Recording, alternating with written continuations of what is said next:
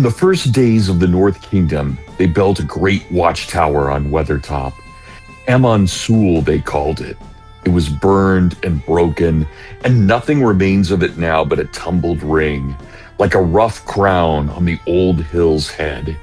Yet once it was tall and fair. It is told that Elrond stood there watching the coming of Gil-galad out of the west in the days of the last alliance. I'm guest co-host Dr. Bradley J. Birzer, and you're listening to the Amon Sûl podcast.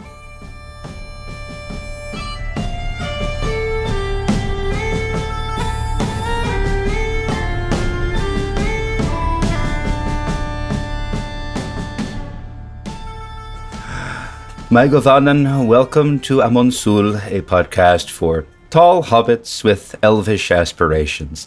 I'm Father Anthony, an Orthodox Christian priest, and here we talk about the works of J.R.R. Tolkien because we love them and believe in their power to orient us toward what is highest and noblest. Today, my guest co-host is Dr. Brad Birzer, who was my very first guest co-host back in episode 112 after I took over. He appeared at least once before with Father Andrew as well, and as I think I said when I first talked to you, Brad, I thought I knew Tolkien, and then you introduced me to whole new vistas. So I'm so glad to have you back. Welcome back to the podcast. Thanks, Father Anthony. It's always wonderful talking to you. It's been we've been talking to each other since the fall of 1999, so it goes back a while, and it's always great. You're always such a joy and such a pleasure, and you've been one of my favorite students of all time, and it's so great that we're friends now. I think I only count as a memorable student because I was there at the beginning. I don't think I was particularly memorable otherwise. You were very memorable. Oh boy! So no question about that. All good. Well, beautiful. So on our podcast today, we're going to continue our read-through of The Lord of the Rings, and we're getting to the chapter that really just should not work, and yet it's brilliant. We're talking the Council of Elrond, and because it's one of the longest chapters in the whole book, we're going to devote 2 episodes to it, which means I get to share this with 2 guest hosts, and that way we don't have to rush too much. The script says we don't have to rush at all, but we could talk about this chapter, I think, for 10 hours, 20 hours. We'd get all the way into the Silmarillion stuff, and we would still be, plumbing depths. But before we get to all that, I'm hoping, Brad, that you can share with us a little bit about what you've been doing with regards to Tolkien and his works over the last, 16, 17 months since we last spoke.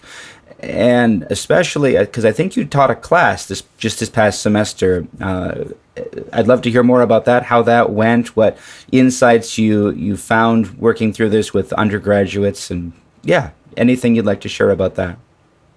Yeah, thanks, Father Anthony. So I did have, we did a 2-credit course in the English department. Justin Jackson, the head of the English department, very graciously allowed me to teach the course. I'm actually going to teach it again this fall, but it's a 3-credit course. So a full-blown course in the English department.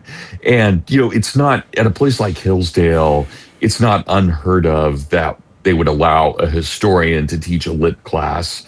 But it's not normal either. So it's really great that they've given me permission to do that. And, I've done my best. I certainly am trained as a historian, not as a lit professor, but I've done my best to play lit professor, and it was great. I loved it. I had really dedicated students, not surprisingly, all self-selecting. They were excellent. We met once a week.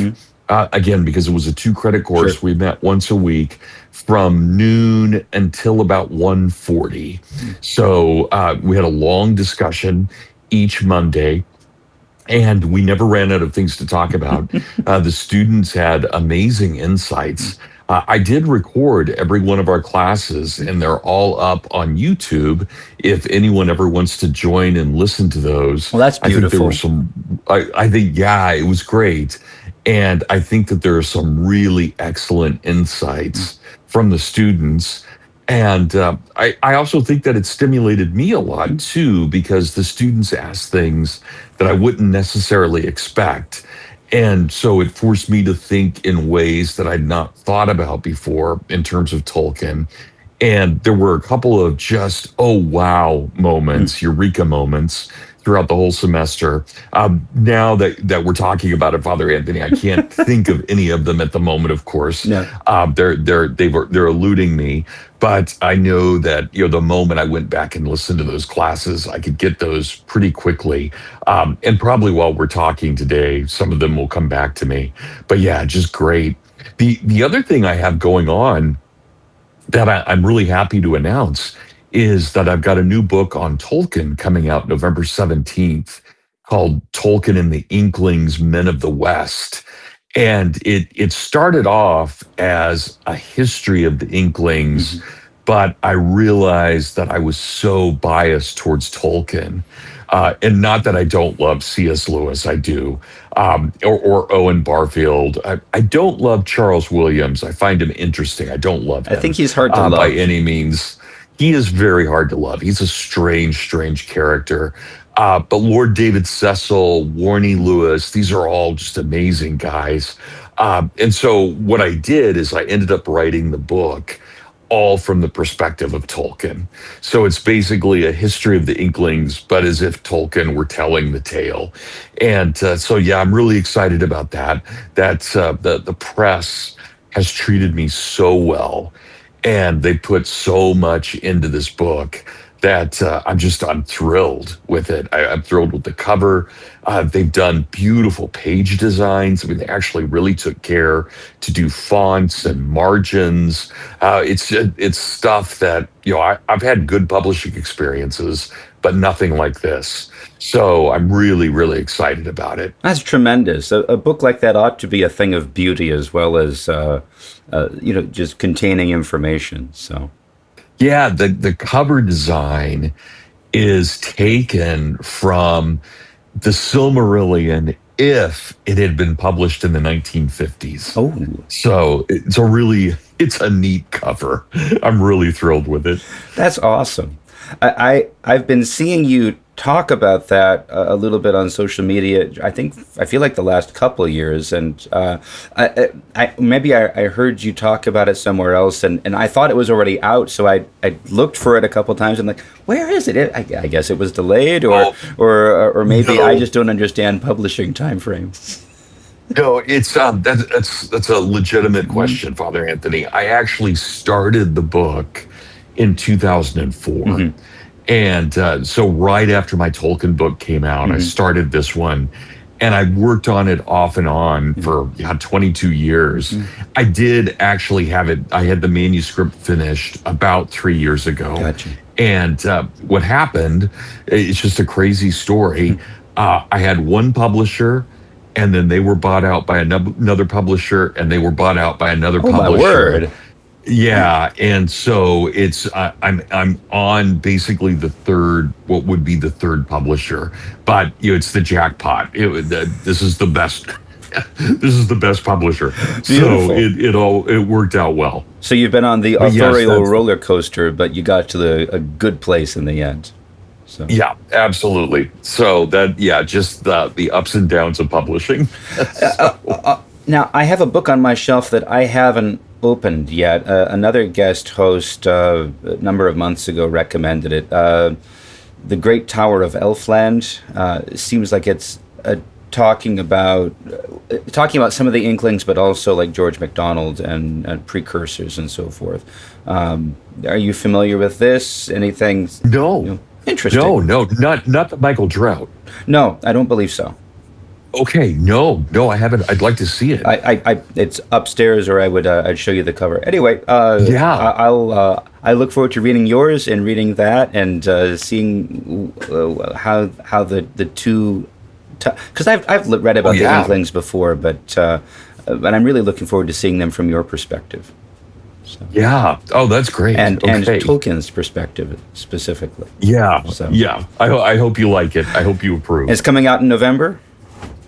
November 17th. Yeah, you can pre-order it now from Amazon. Ah, excellent. And is pre-ordering from Amazon the best thing, or is there another pre-order? It is. Okay, very good. No, that's by far the best. Okay. Best for you too?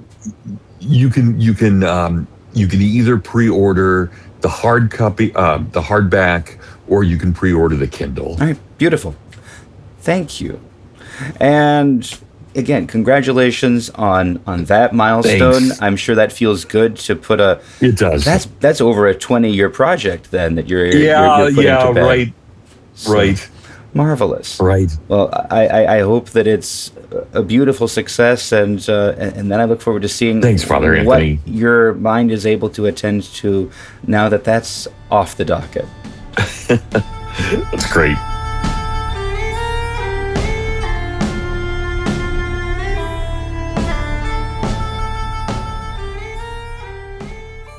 Well, now let's move on to some of our listener questions and comments. So Brad, it's kind of up to you. I picked out 3 of these for you to look at. Do you have any that you'd prefer to start with? Because I know we are a little bit time sensitive here today. Yeah, I was just going to go through them in order. Okay. I thought the way they were laid out was great. Very good. So, I don't want to give any personal information away, but this first one is from Brother Paul. Yeah. And he says, "Dear Father Anthony, may the Lord give you peace. Thank you for keeping my favorite podcast going after the departure of Father Andrew and Deacon Seraphim. A while ago, I listened to your episode with Brittany Miller, in which you wrap up 3 Tom Bombadil chapters. I greatly enjoyed it, and it set off a train of thought which I would like to share with you, especially given that Tom Bombadil seems to be a standing item in the podcast now. My thoughts were pretty prompted by an omission. Unless I've missed something, there was no mention in this episode or in any of the previous episodes concerning Tom Bombadil of Tolkien's remarks in letter 144 about, quote, a vow of poverty, end quote. In this letter, the professor writes that he would not have left Tom Bombadil in the story if he did not have some kind of function, and then goes on to say that both the good side and the bad side in The Lord of the Rings want some measure of control. Quote, but if you have, as it were, taken a vow of poverty, renounced control, and taken the delight of things for themselves without reference to yourself, then the questions of the rights and wrongs of power and control might become utterly meaningless to you, and the means of power quite valueless, end quote. I guess this quote would be more of interest to those, like me, who have taken a vow of poverty. I'm a Franciscan friar. But Tolkien's thoughts here might cast some light on what Gandalf says about Tom Bombadil during the Council of Elrond. When Aristor suggests that Tom Bombadil might take the ring for safekeeping, Gandalf replies, quote, he might do so if all the free folk of the world begged him, but he would not understand the need. And if he were given the ring, he would soon forget it, or most likely throw it away. Such things have no hold on his mind, end quote. Taken in conjunction with Tolkien's remarks, it seems that Bombadil has a certain naivete with regard to evil. There is a way in which it is meaningless to him.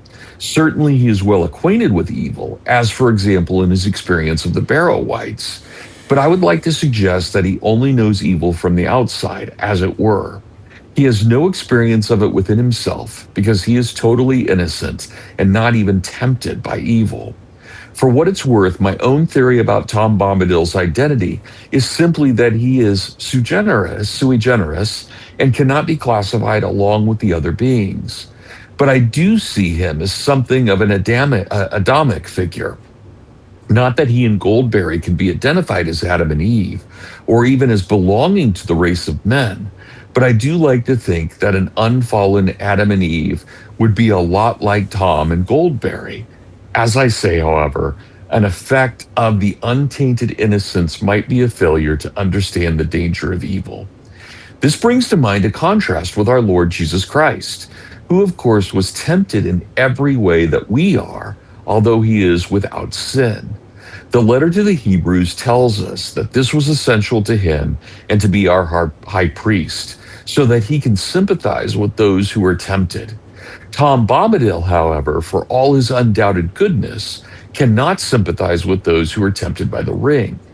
The goodness of figures like Gandalf, Aragorn, Frodo, or Sam, on the other hand, involves a keen self-awareness or how they could fall to the evil of the ring. In context of the quest, this is far more valuable than pure innocence. If not sure how the naive innocence, I'm not sure how the naive innocence of Tom Bombadil sits with the pet theory that he is Ole undercover, but I leave you to work that out. Thank you for your patience in reading my ramblings, assuming you got this far. All blessings for Lent, your little brother in Christ, Paul. All right. So I thought this was a beautiful note. Absolutely. What jumps out to you about this, Brad? Let me give you first word on this, because I talk too Yeah. much about Bombadil. No, there's no such thing. Bombadil is such an enigma, and we did in my class this semester too. We had amazing discussion on Bombadil, and he invites discussion. I think because he is such an enigma. I like the way that Brother Paul describes the idea of being purely innocent in a way that not even Christ is, even though Christ, of course, is innocent, but he can understand and sympathize with those who are tempted. I think that's a beautiful way of thinking about this. And I would tend to agree that there are all kinds of things about Bombadil that do make him look like he's one of the Valar who's gone native, or Ole in disguise. I would not disagree with those at all. I do, however, think that he's probably a mix of things, that it's not an either or. I think that he very well could be one of the Valar in disguise, as well as being a kind of Adam and Eve figure. And, I'm reminded that C.S. Lewis, of course, writes his Adam and Eve figure in Perelandra right about the same time that Tolkien is writing Bombadil and Goldberry. So, I think that there is a possibility that there is something Adam and Eve going on without it necessarily being a one-to-one allegory. Yeah, it's interesting. I like what you say and what he says, this idea, not Adam and Eve themselves, but an image of what that might look like. I've gotten fairly stuck on the idea that Bombadil makes most sense as a Vala, and I think specifically as Aule. And the more I look at it, the more I see resonances between what we see of Aule and Yavanna in Silmarillion and what we see of Bombadil with Goldberry. But I'm also conscious, and I'm made conscious every time I talk about this with a guest co-host, that I really could just be imposing this on things. But, the letter that he mentions, the thing about the vow of poverty, that's the note that really got me started on this, because a vow of poverty does require that intrinsically there is a possession of power and authority before you take the vow. If you're just poor, if you just don't have anything, if you have no power, no understanding, then there's no vow required. So I wonder if Tolkien is signaling something to us by saying, Bombadil is some entity who has taken a vow of poverty. He has lessened himself from what he otherwise would. And, then looking at, the ways... Bombadil clearly presents as a being with great power and wisdom and knowledge and understanding of everything in Middle-earth, and especially with a love and affection for the children of Iluvatar, remembering what he, the vision he gives them of the Dunedain, and the stories that he tells all the way back to the beginning. Anyway, I've got so many thoughts about this. The other thing that's great, Father. But I'm really glad that Brother Paul brought that up and not me, because who would understand a vow of poverty better than a monastic?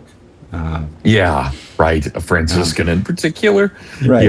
Wonderful. And I really like that idea, because whatever's going on, whether Bombadil and Goldberry are, Valar or, enigmatic figures simply, presenting an image of innocence, of the renunciation of domination and control in some sense. Whatever they are, they come across as in a very similar way to one who visits a monastery. Because you can talk politics with monks, but they're not generally going to get engaged. Okay, that's a thing. I'm here to pray, right? Yeah. Yeah. I'm always struck. I don't know if this affects the way you think about Bombadil, but I'm always struck that when we get to the Dead Marshes, they're just a complete horror show, a complete waste. And there's no reason that Bombadil's land, because it too sits on a former battlefield, would not be that same wasteland except for Bombadil and Goldberry. Yeah. That is, they have provided that guardianship over what really is tainted land. And they've made a garden of it. They've made a garden of the wasteland. Yeah. And of course, there's still pockets. You've got the Barrow Whites, you've got Old Man Willow, but despite that, they've made this very, very good thing. And I've often thought, how interesting would it have been if there had been a similar kind of figure looking over the dead marshes? That's an interesting thought. Just someone to tend and heal the space. Yeah. Which, it could have been Treebeard. There could have been a lot of different kinds of characters that did that. But I assume because it's outside of Mordor, that no creature could have survived there for long either. Even a Tom Bombadil would have had a difficult time being right next to Mordor. Right. What's interesting, too, because I've been reading this to my daughter, and I'm just coming to the end. So I recently read, Aragorn talking, about what's going to happen to Minas Morgul, and he just says it's going to be destroyed. It'll be many, many ages, many years before anything will grow there again. Time will time will heal that. But that's kind of the only way that men know how to heal something like that. In short lives of men just kind of had to leave something alone and let time do its work. But a timeless creature or being like Bombadil and Goldberry, they can do more. But even I would say this, Father. Think about Sam with Goldberry's dust at the end, or Galadriel's dust, right? With Galadriel's dust, right? To be able to recreate the war zone that was the Shire as well. Right, so there is that. I think Tolkien's really taken with that idea of guardianship. Yeah. Anyway, Brother Paul, thank you for sending that through. Thank you for bringing up my favorite letter of Tolkien's, even though you don't agree with me on Aule and Yavanna and Tom and Goldberry. You're seeing the same thing I'm seeing. So beautiful. Let's read this next one. This is from YouTube. This also touches on Tom and Goldberry, and I'll read this one so you can respond first. So this is Giuliano Aliberti is the YouTube handle. So Giuliano, back in December, January of last year and this year, so that was from our Christmas episode. He writes, "Thank you for this great episode.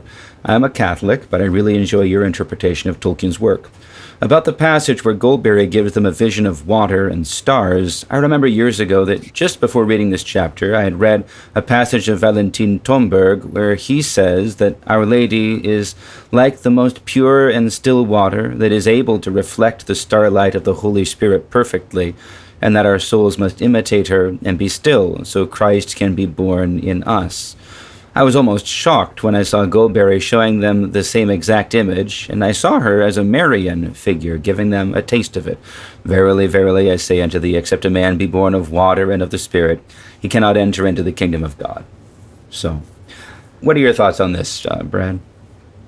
Yeah, well, it's a beautiful, beautiful note, and that was just given at YouTube. That's Yeah, great. sometimes good stuff I comes off of YouTube. I was going to say my experiences have not always been good at YouTube, so I appreciate. Mhm. So thanks to Giuliano for writing something so profound and beautiful in a place that isn't always beautiful.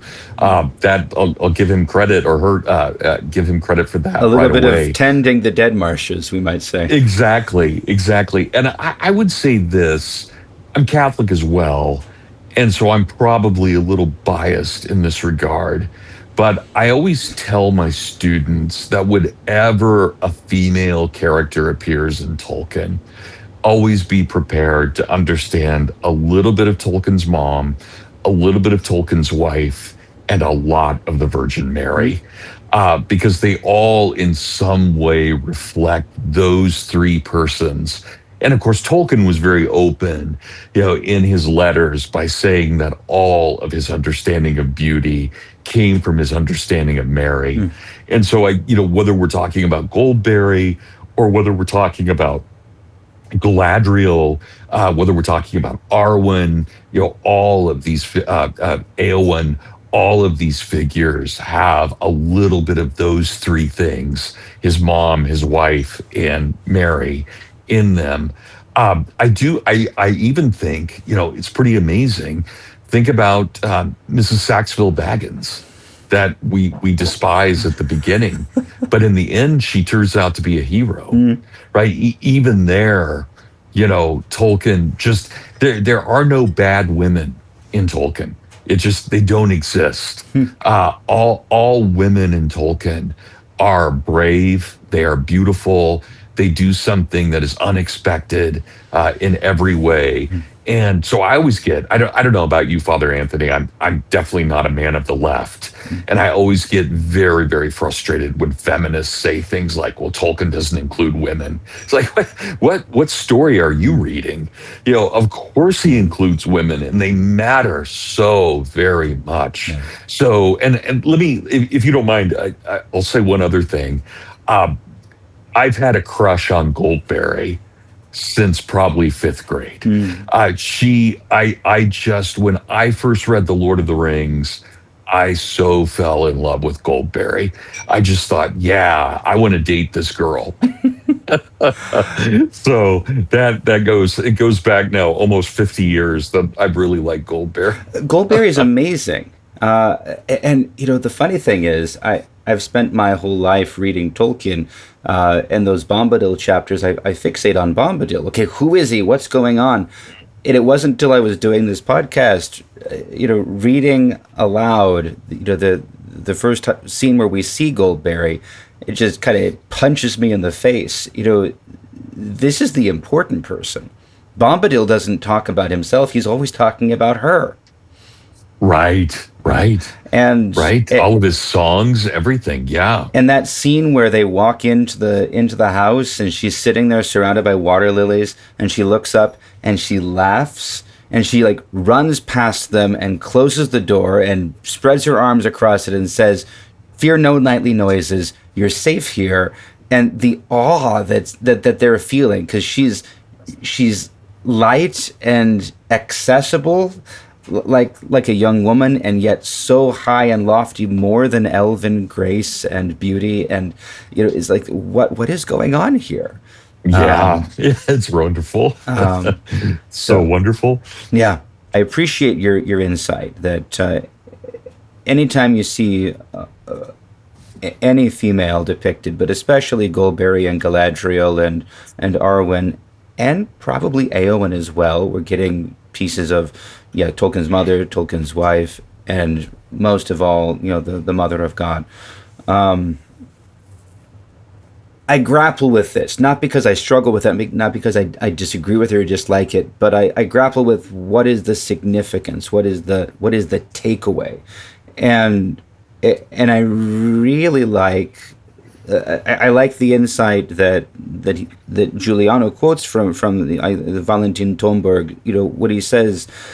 He grabs this image of the Mother of God, like the pure still water that reflects the starlight of the Holy Spirit, and then it says, and the relevance of this is that our souls are to imitate her and be still, so Christ can be born in us as well. Right. I think that's a very that resonates with the Orthodox understanding and emphasis on the Mother of God. It's not just that she's high and lofty and beautiful, far away from us to be adored from a distance.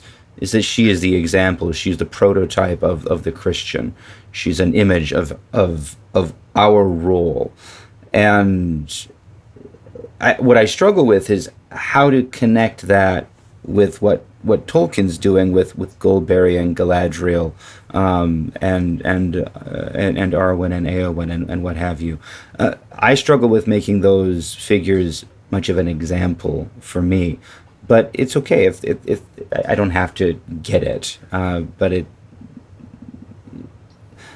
it's a good thing too if they're simply instantiations of veneration, of honor, of awe at beauty and grace and humility and service and renunciation. And well, never mind. Now I'm answering my own question, because you look at Arwen and the embrace of mortality for one who does not have to, and the same with Luthien, Galadriel laying aside mastery, and Goldberry then being perhaps the exception next to all of them, because she doesn't really have, at least not as far as we see, she doesn't have a character arc. We don't see her developing. She simply is. That's true. She is in harmony and at peace with everything. And I'm kind of rambling, but these are thoughts that are, yeah. Well, that's why I would say that there's something about a pre-fallen Eve in her too, right? In that she really just is, and is enjoying the garden, right? She's living fruitfully in the garden, tending it, but seeing its productivity as well, which I think is very important for her. I mean, she really is. She's, in a very pagan way, she's an earth goddess, right? Yeah. I want to share something as you're saying this, though. I'm going to put this up so hopefully you can see it. This is a piece of art. I can. If you look at, I think can you see it now? Yeah, I can see it. Very good. So this is a piece of art that was done by an old friend of mine, and as you may know, Brad, I asked people to send in like photos of landscapes that they think might look like Weathertop. And yeah, that's right. And a friend of mine sent this in, his own rendition. And when I first looked at this, I thought, well, I mean, everything's wrong. This can't be Weathertop, because Weathertop has a kind of a flat top where the tower might have been. And who is this figure in the foreground, holding a plant? It looks like a female figure. What's going on here? But I think this is a response to what you were saying. I like the thought that he's responding to me, because if Tom Bombadil is Aule, then Goldberry is Yavanna, and Yavanna is responsible for all of the plants and the guardianship of the plants, and especially healing plants. And even with a vow of poverty, not trying to manipulate, not trying to control, not dominating anything, but as she says so beautifully, everything belongs to itself, leaving these things to their own decisions. But this could be an image of Goldberry looking from far away at Frodo's darkest moment and holding the plant that she has prepared in stewardship, in proper service to Eru, this plant that provides healing for those who know how to use it in the right ways, in stewardship of the creation, in service of the one. So I feel like this could be an image of that, that kind of, if that's what's going on. Anyway, I really like it. Beautiful. It's fun to show here. But anyway. Yeah, that's beautiful. Thanks for showing that. Anyway, I could talk about this forever, and I feel like every time I talk about it, my thoughts get less organized and clear. But that's probably a compliment to you. It means you're not an ideologue. You're thinking properly. So that's very good. That's a beautiful compliment, Brad. Shall we read the third listener comment here? Yeah, absolutely. All right. Do you want me to read this one? If you or would. do you want to? This is from our frequent correspondent, Sophia, who also a Roman Catholic listener, and she's a published poet. I'm hoping we can bring her on as a guest host at some point. But yeah, if you'd read this, Brad, and then you can go ahead and give your thoughts. There's a lot here. Okay. Let's see if I get all the names right. Dear Father Anthony, greetings from Williamsburg, Virginia. I hope all is well. From the tone and verve of your most recent episodes with Robert Clark, I dare to think that all is indeed well. After an unusually cold January and February, we are seeing the first signs of spring. It tends to come early in our area, thankfully. Happy, heartening signs. Every time I listen to an episode of Amon Sûl, I identify with the kindergarten child who has mistakenly been ushered into the second grade class, her eyes and ears wide open but dangerously out of her depth. I love it because I learn and am invited to ponder a lot. I'm also struck by how little I know. In this particular episode, you and your co-host's various references to the history of Middle Earth was thoroughly enriching and enjoyable. It made me wonder how much more I should read. Yet when I am tempted to do so, but am confronted by the current demands of my time and must choose between reading these wonderful works or rereading one of the three greats, The Hobbit, The Lord of the Rings, and The Silmarillion, I turn to the latter.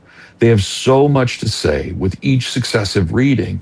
Still, my shelves are filled with the other Tolkien-related books, some of which I have explored to a higher or lesser degree.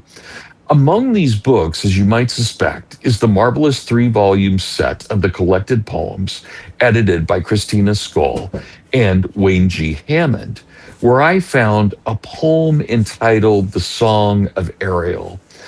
This might this be the poem The Ride of Ariel, to which your co-host was alluding. It's chapter 44, the last in grouping poems, probably all born out of the same poetic impulse. The Wanderer's Allegiance, The Sorrowful City, The Town of Dreams and the City of Present Sorrow, Winsele, Weste, Windige, Reste, Rete, Barafone, if I'm saying any of those right. The Song of Ariel. I may be off track, but I thought I'd mention it just in case. A couple of other items. I totally concur with your description of Glorfindel as a saint. After life of self-giving, he has died and been rehoused, resurrected. There is so little of him in The Lord of the Rings, yet his appearance, his intervention here is crucial, as one would expect the appearance of a returning saint to be. And his presence in Rivendell is reassuring. Who cannot but love him? One is even tempted to ask, with such an elf lord, why must a lowly halfling be asked to save the world? The question was asked by Gandalf, why not he? The answer, I think, is quite clear. It is God's way, hence Eru's way. To accomplish his redemptive act, Christ did not come as a warrior. He came as a child, and he died as a helpless convict on the cross. With Christ as his model, Tolkien believed that to defeat Sauron would require meekness, mercy, and faithfulness, not physical strength. And yet it is also clear that there is a role for battle. Frodo sets off in an armed fellowship. He does not go alone, and even when he and Sam go off on their own, a war is being fought elsewhere, with swords and arrows, daggers and shields. There is a lot of killing. Among the essays to my list to read is one I recently downloaded from the Imaginative Conservative, titled J.R.R. Tolkien's Vision of a Just War by J. Wesley Richards. The thrust of the article, I believe, is that it is war for domination, more importantly, domination itself, that Tolkien detests and would always condemn. Tolkien does recognize, however, that we are forced at times to fight the forces of darkness with our own hopefully illumined forces for good.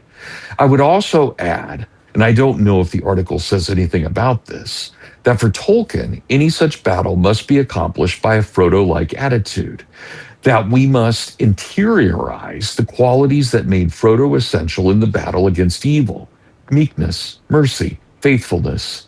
Even so, the Christian warrior is wounded every time he wounds, hence the need for the houses of healing. Lastly, I was struck and enlightened by the distinction Robert Clark made between Frodo's cry by Elbereth and Luthien the Fair and his earlier prayer, O Elbereth. The change in tone had escaped me. How different it is to pray for God's help for a saint's intercession from the act of appropriating their name, as if we had a right to use it. I must remember that. So much for now. But when I am silent, please know that I am listening appreciatively to Amon Sûl. All good things and Lenten blessings, Sophia. Well, Father Anthony, do you want to jump in? It's beautiful. Every time I get a letter from Sophia, it's a treat. It's like, okay, sit Of down, course. get a cup of coffee, and just That was a work of enjoy. art in and of itself. Yes, exactly. But I love everything she's saying here is really meditating on these themes of humility, of renouncing domination, which I think makes it fit with these other notes that we've read, Right. because that's so critical. And she, I like that she hones in on that that the crux of the matter. How do you struggle against evil? How do you fight and work and labor for what is right without using the tools of the enemy, without Right. falling into that trap of trying to dominate other wills? And the answer is not a simple and easy one, but it seems as though everything Tolkien writes is grappling with that question. Yeah. Yeah, I have a couple of responses to this. First of all, it's a beautiful letter, and I want to thank Sophia. I'd also like to thank you for bringing up the Imaginative Conservative. Not to brag here, but I'm the co-founder of that, and I co-founded it with my great friend Winston Elliott back in 2010. We're just about to celebrate our 16th anniversary here in Congratulations. a month. So yeah, and I mean, I'm very proud of that, and so I'm very glad that you brought that up. That means a lot to me, and of course, by coincidence, I happen to be the co-host right now. But I would also say this, Sophia. I think this is a really hard thing to understand. Just war, right? We're not ideologues. We don't believe as Christians that the world is perfect. We know that in a sinful world there will always be war. But that doesn't mean that war has to be waged inappropriately. In other words, there's a huge difference between soldier fighting soldier as opposed to soldier fighting civilian. And so you can imagine, I mean, we take a clear case, or what I would consider to be a clear case, in which there's just war and a violation of just war. Now, you think about the Japanese attacking Pearl Harbor. We have every right as a people to retaliate. We do not have the right to attack two civilian cities like Nagasaki and Hiroshima. That, I would say, is a clear violation of just war.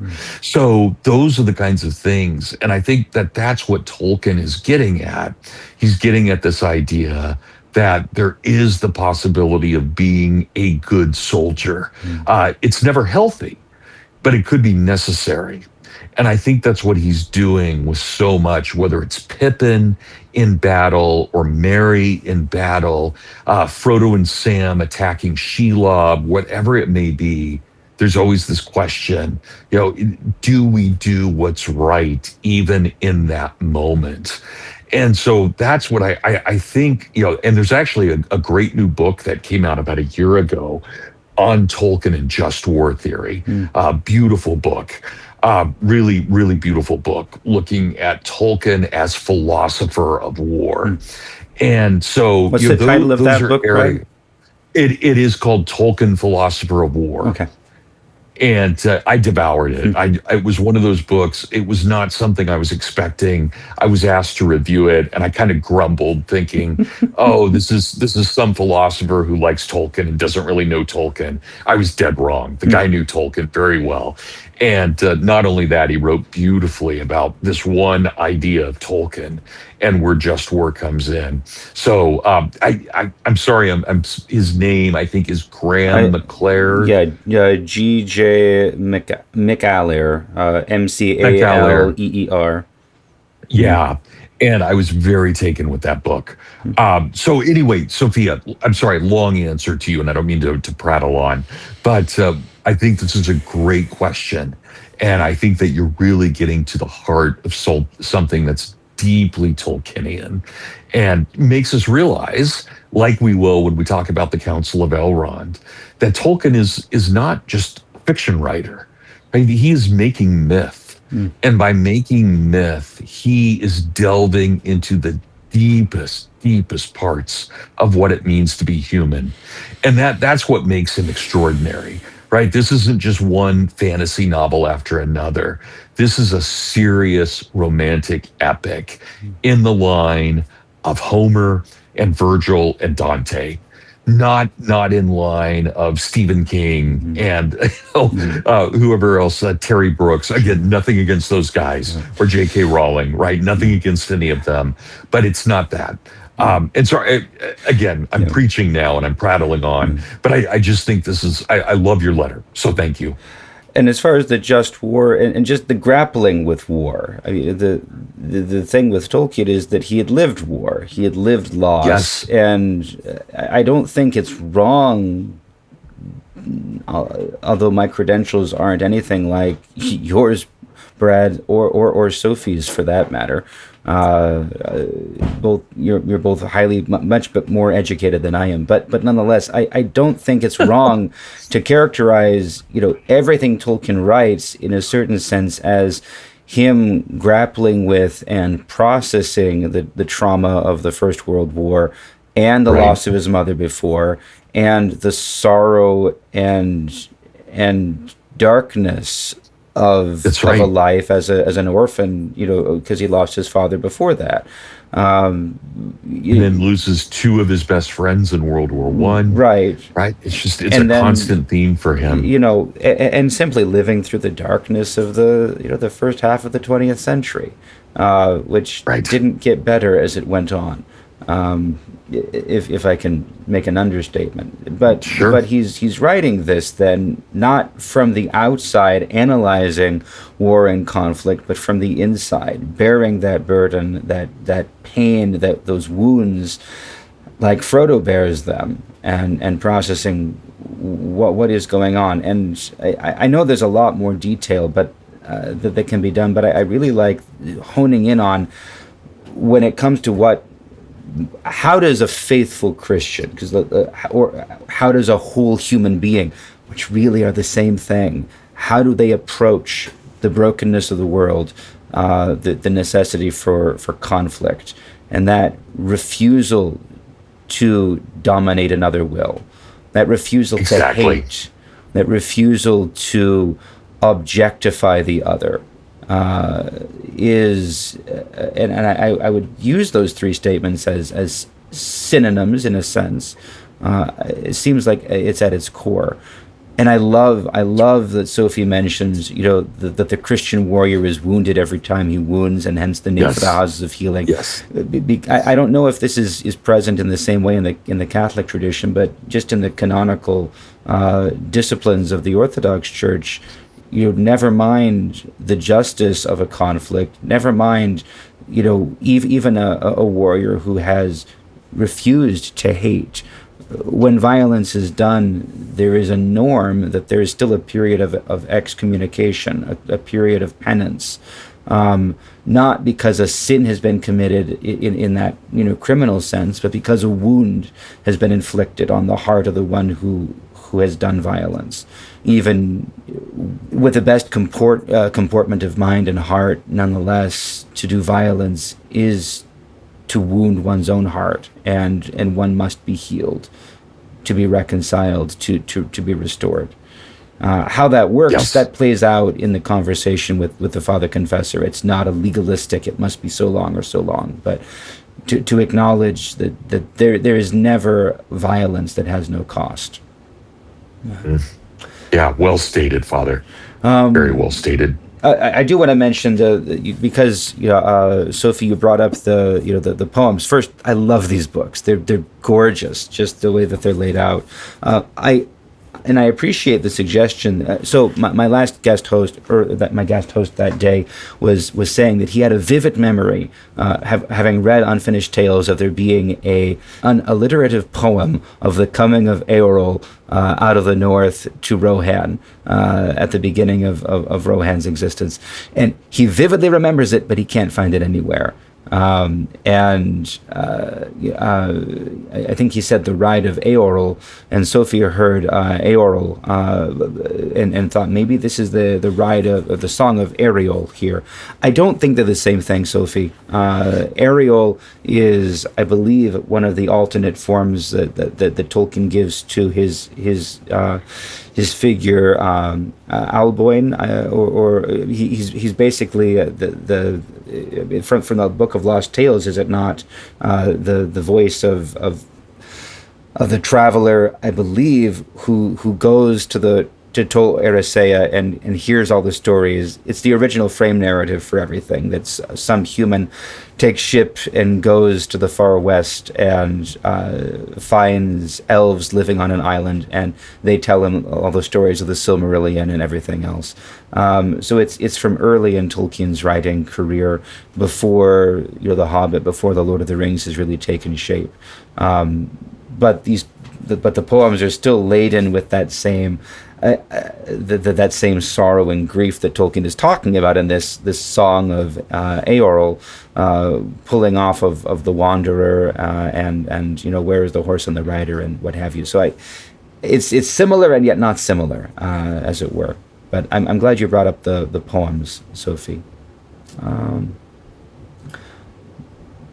There's so much more we could say about this, but I think we need to move on.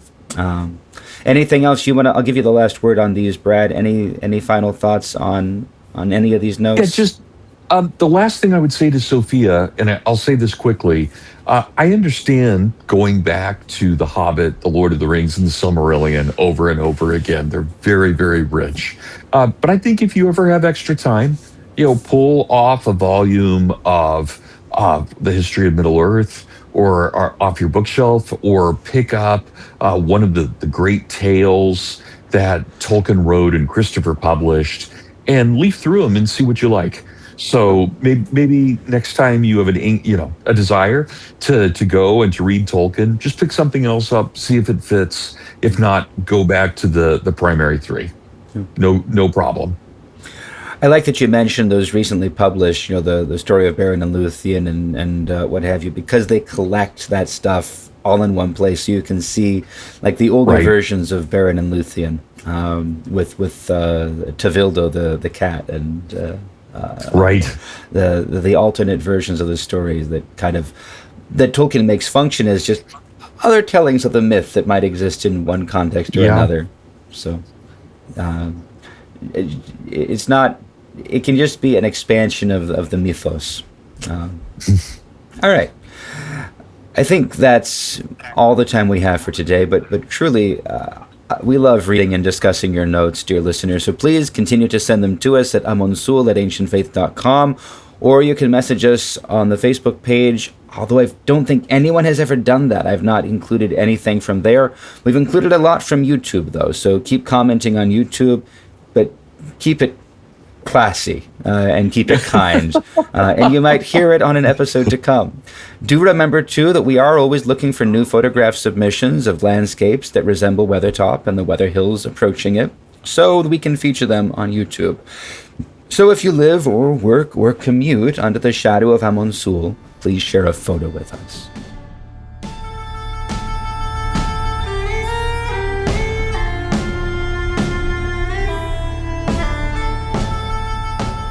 So, this brings us to the main portion of our episode today. We've brought you back, Brad, so that we can discuss one of the more significant transition points in the narrative, this chapter, the Council of Elrond. We always provide an outline of the chapter at the beginning, so that we get all of the detail covered, but we urge our listeners to pause and go back and read the chapter yourselves before we proceed. So, if you haven't read it lately, please pause, go back and read, and then come back. Are you back? Excellent. So here's the outline. We're going to do this in 2 episodes, but I'm going to give the full outline both times just for context. So part 1, what we're covering today, in 5 important sections. Section 1 is brief. Frodo wakes up and he wants to explore Rivendell, but there's work to do. There's a council to attend. Part 2, the council begins with Elrond introducing those who are present, and then news of the world. And then when it comes to Gloin, the dwarf's turn, he tells how things are doing at the Lonely Mountain at Erebor. He says the dwarves were troubled, and then because they were troubled, Balin had taken a group of dwarves to Moria to try to resettle it 30 years before. But news stopped coming, and then a messenger came from Mordor a year before, asking for the ring, asking for news of hobbits, making promises and threats. So Gloin has come to warn Bilbo and ask Elrond's advice. So that's part 2. Part 3, Elrond gives the tale of the ring. So he tells everyone there that they've been summoned, although he doesn't say by whom. He recounts the whole story of the Second Age, of how the elves and Sauron how the elves had been deceived by Sauron and the making of the rings. He tells about Numenor, its rise and fall, and the last alliance of elves and men after the fall of Numenor, and ultimately of the defeat of Sauron, but the fall of Elendil and Gil-galad, the respective leaders of the men and of the elves. But Elendil's son Isildur took the ring, and it was the death of him. We don't get details of how that was. And then he tells about the waning of the kingdoms of Arnor and Gondor after. So part 4. We get Boromir's speech. Boromir stands up and says, Gondor isn't gone yet, but it is in trouble. He talks about the dream that he and his brother had, seek for the sword that was broken, and why he's there in Rivendell. Well, Aragorn stands up and reveals the sword that is broken, and Elrond names him as the heir of Isildur. Frodo then reveals the ring, Isildur's bane. So we're getting all of the stuff that Elrond had talked about in the previous section revealed through Boromir's interruption. And finally, Aragorn speaks and offers to come to Minas Tirith. So then part 5, Bilbo tells of finding the ring. This is all the tale of the ring, is part 5. Bilbo tells of finding it. Frodo tells of his bringing it to Rivendell. Gandalf tells what he's gathered and learned over many years of the prior history of the ring, how it got from Isildur's hand to where it was on the cave floor where Bilbo picked it up. He reminds everyone of how that the necromancer in Mirkwood was Sauron. The White Council had driven him out of Dol Guldur. He tells about his search for Gollum together with Aragorn. He tells about his visit to Minas Tirith, where he found Isildur's scroll. And he tells about how Aragorn had captured Gollum and Gandalf had questioned Gollum. And then he tells everyone at the council that he had done the test. He had put the ring in the fire and seen the same letters on it that Isildur had written about, proving beyond a shadow of a doubt that the ring is indeed the One Ring. And then part 6, we hear Legolas say, Gollum has escaped. Getting to part 2 then, what remains of the chapter is Gandalf's story of kind of the rest of the story. Why isn't Saruman there? Because Saruman is a dirty, rotten traitor.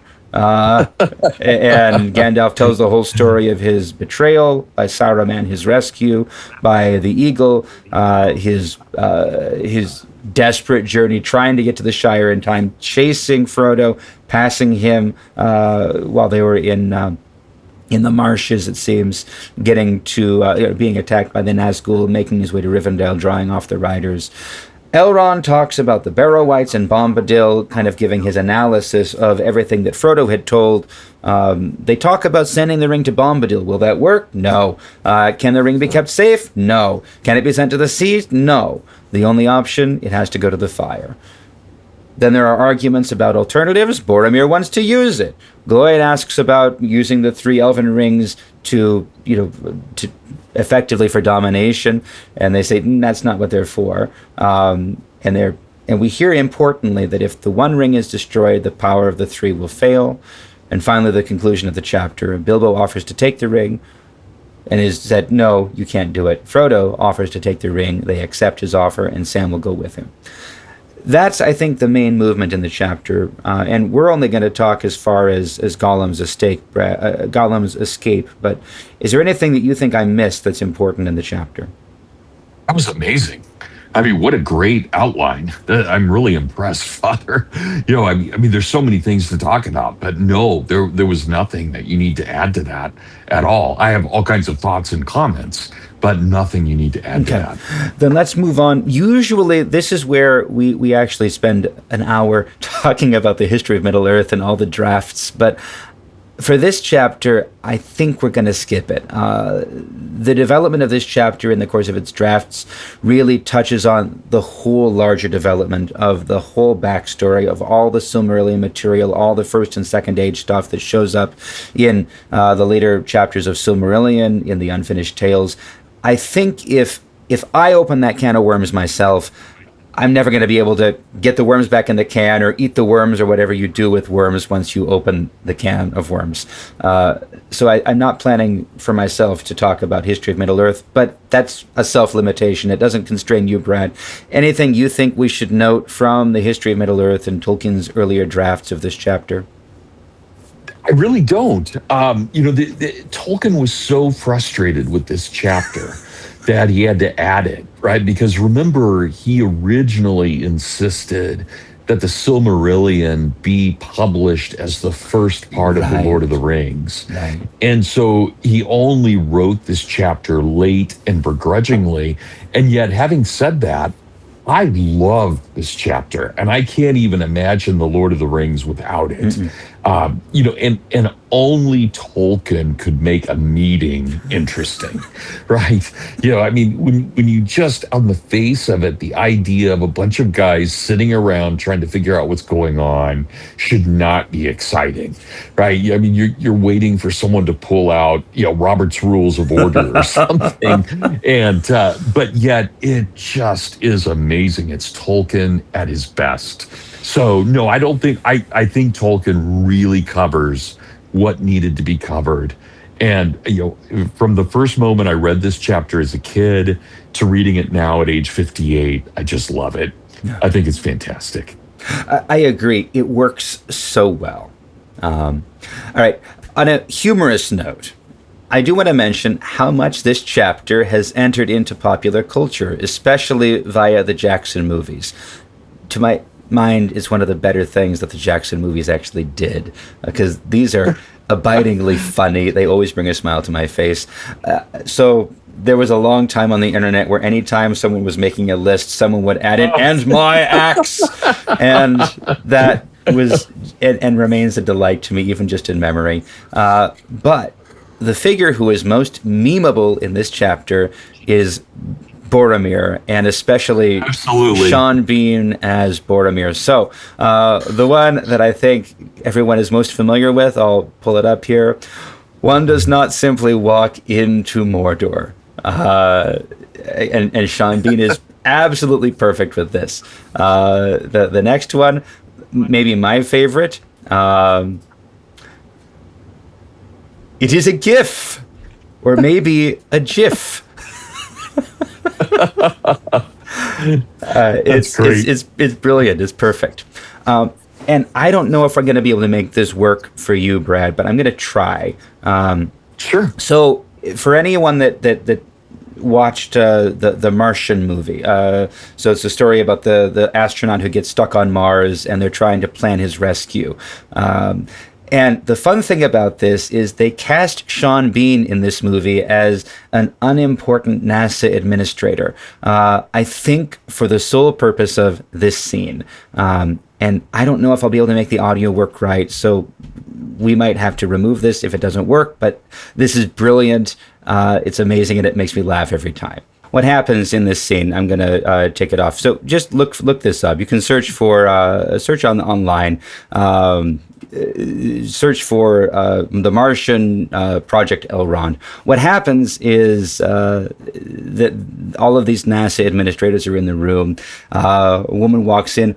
What's Project Elrond? Because she's got an email, and someone else says, because it's Project Elrond, Lord of the Rings. And she says, yes, but what Elrond? Why Elrond? And Sean Bean there is like, because it's a secret meeting. With his one does not simply walk into Mordor look on his face. Anyway, and then all the nerds in the room are like, if we're doing Council of Elrond, I want my code name to be Glorfindel. And the other guy's explaining, and the lady is like, I hate you all, bunch of nerds. It's brilliant. Anyway, one of these days I'll figure out how to make my tech work, but. That's great. But it's hilarious. The movie is pretty good too. But that's fun. It's entered the pop culture, and you can see it even in a what's his name in The Martian? I can't think.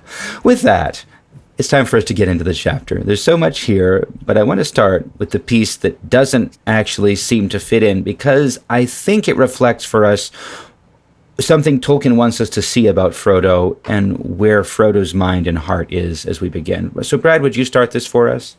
Sure. The next day, Frodo woke early, feeling refreshed and well. He walked along the terraces above the loud flowing Brunnen and watched the pale, cool sun rise above the far mountains and shine down, slanting through the thin silver mist. The dew upon the mountains, the dew upon the yellow leaves was glimmering, and the woven nets of gossamer twinkled on every bush. Sam walked beside him, saying nothing, but sniffing the air, and looking every now and again with wonder in his eyes at the great heights in the east. The snow was white upon their peaks. On a seat cut in the stone beside a turn in the path, they came upon Gandalf and Bilbo deep in talk. "Hello, good morning," said Bilbo. "Feel ready for the great council?" "I feel ready for anything," answered Frodo. "But most of all, I should like to go walking today and explore the valley. I should like to get into those pine woods up there." He pointed away far up the side of Rivendell to the north. "You may have your chance later," said Gandalf, "but we cannot make any plans yet. There is much to hear and decide today." Suddenly, as they were talking, a single clear bell rang out. "That is the warning bell for the Council of Elrond," cried Gandalf. "Come along now. Both you and Bilbo are wanted."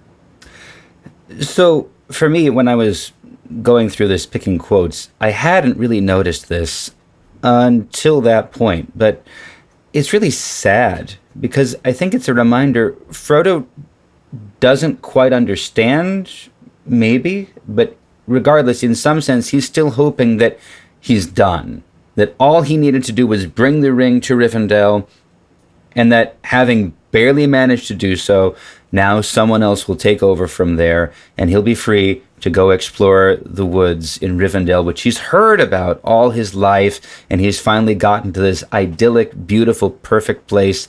He's done. So now the grown-ups will take over, and he's played his small part. Now, you could argue that he does understand, especially after Weathertop, and after seeing Bilbo through the ring as that withered, mean thing. We could argue that he does, in some sense, understand that possessing the ring isn't something he can simply stop doing by handing it over to someone else.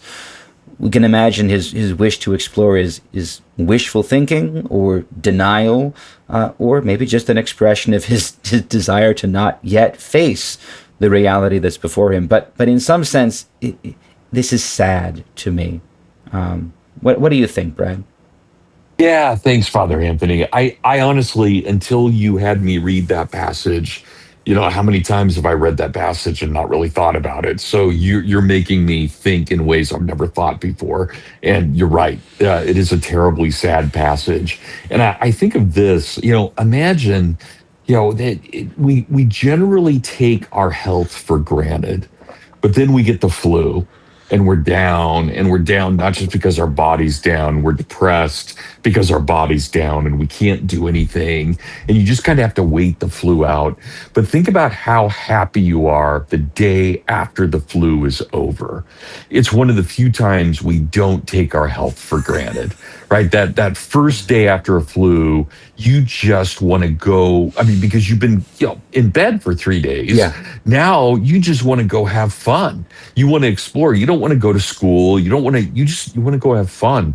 And I feel like that's Frodo right here. He's just had the sickness with the blade, with the sliver of the knife, of the sword in him. That's out. He's in good health finally. And of course, he can't go explore because they've got this meeting. And thanks for pointing that out, Father. That's a really profound. I think that's great. Thank you. The other thing I'll note is Rivendell is preserved and maintained by Elrond by the power of one of these elven rings. So even that thing that Frodo is yearning for isn't going to be there for him again. This is a one chance. And Gandalf's perhaps later is sad too, because in a certain sense there is no later, and there's an engagement, a light engagement with the permanence of loss here. Yes, beautifully stated. Yeah. All right, moving on. So after this, they do go to the council, and Tolkien tells us a lot of discussion happens that we don't need to hear. Yes. Until Glóin speaks, and he talks about how the dwarves have become disquiet, how Balin went to Moria, but no word has come. And then, only a year before, a messenger came from Mordor. I'll start this selection, Brad, and then if you're willing, you can continue. So this is Glóin talking. He says, "Then, about a year ago, a messenger came to Dain, but not from Moria, from Mordor, a horseman in the night who called Dain to his gate. The Lord Sauron the Great, so he said, wished for our friendship. Rings he would give for it, such as he gave of old. And he asked urgently concerning hobbits, of what kind they were and where they dwelt. For Sauron knows, says he, that one of these was known to you on a time. At this we were greatly troubled, and we gave no answer. And then his fell voice was lowered, and he would have sweetened it if he could. As a small token only of your friendship, Sauron asks this, he said, that you should find this thief, such was his word, and get from him, willing or no, a little ring, the least of rings, that once he stole. It is but a trifle that Sauron fancies, and an earnest of your goodwill. Find it, and 3 rings that the dwarf sires possessed of old shall be returned to you, and the realm of Moria shall be yours forever.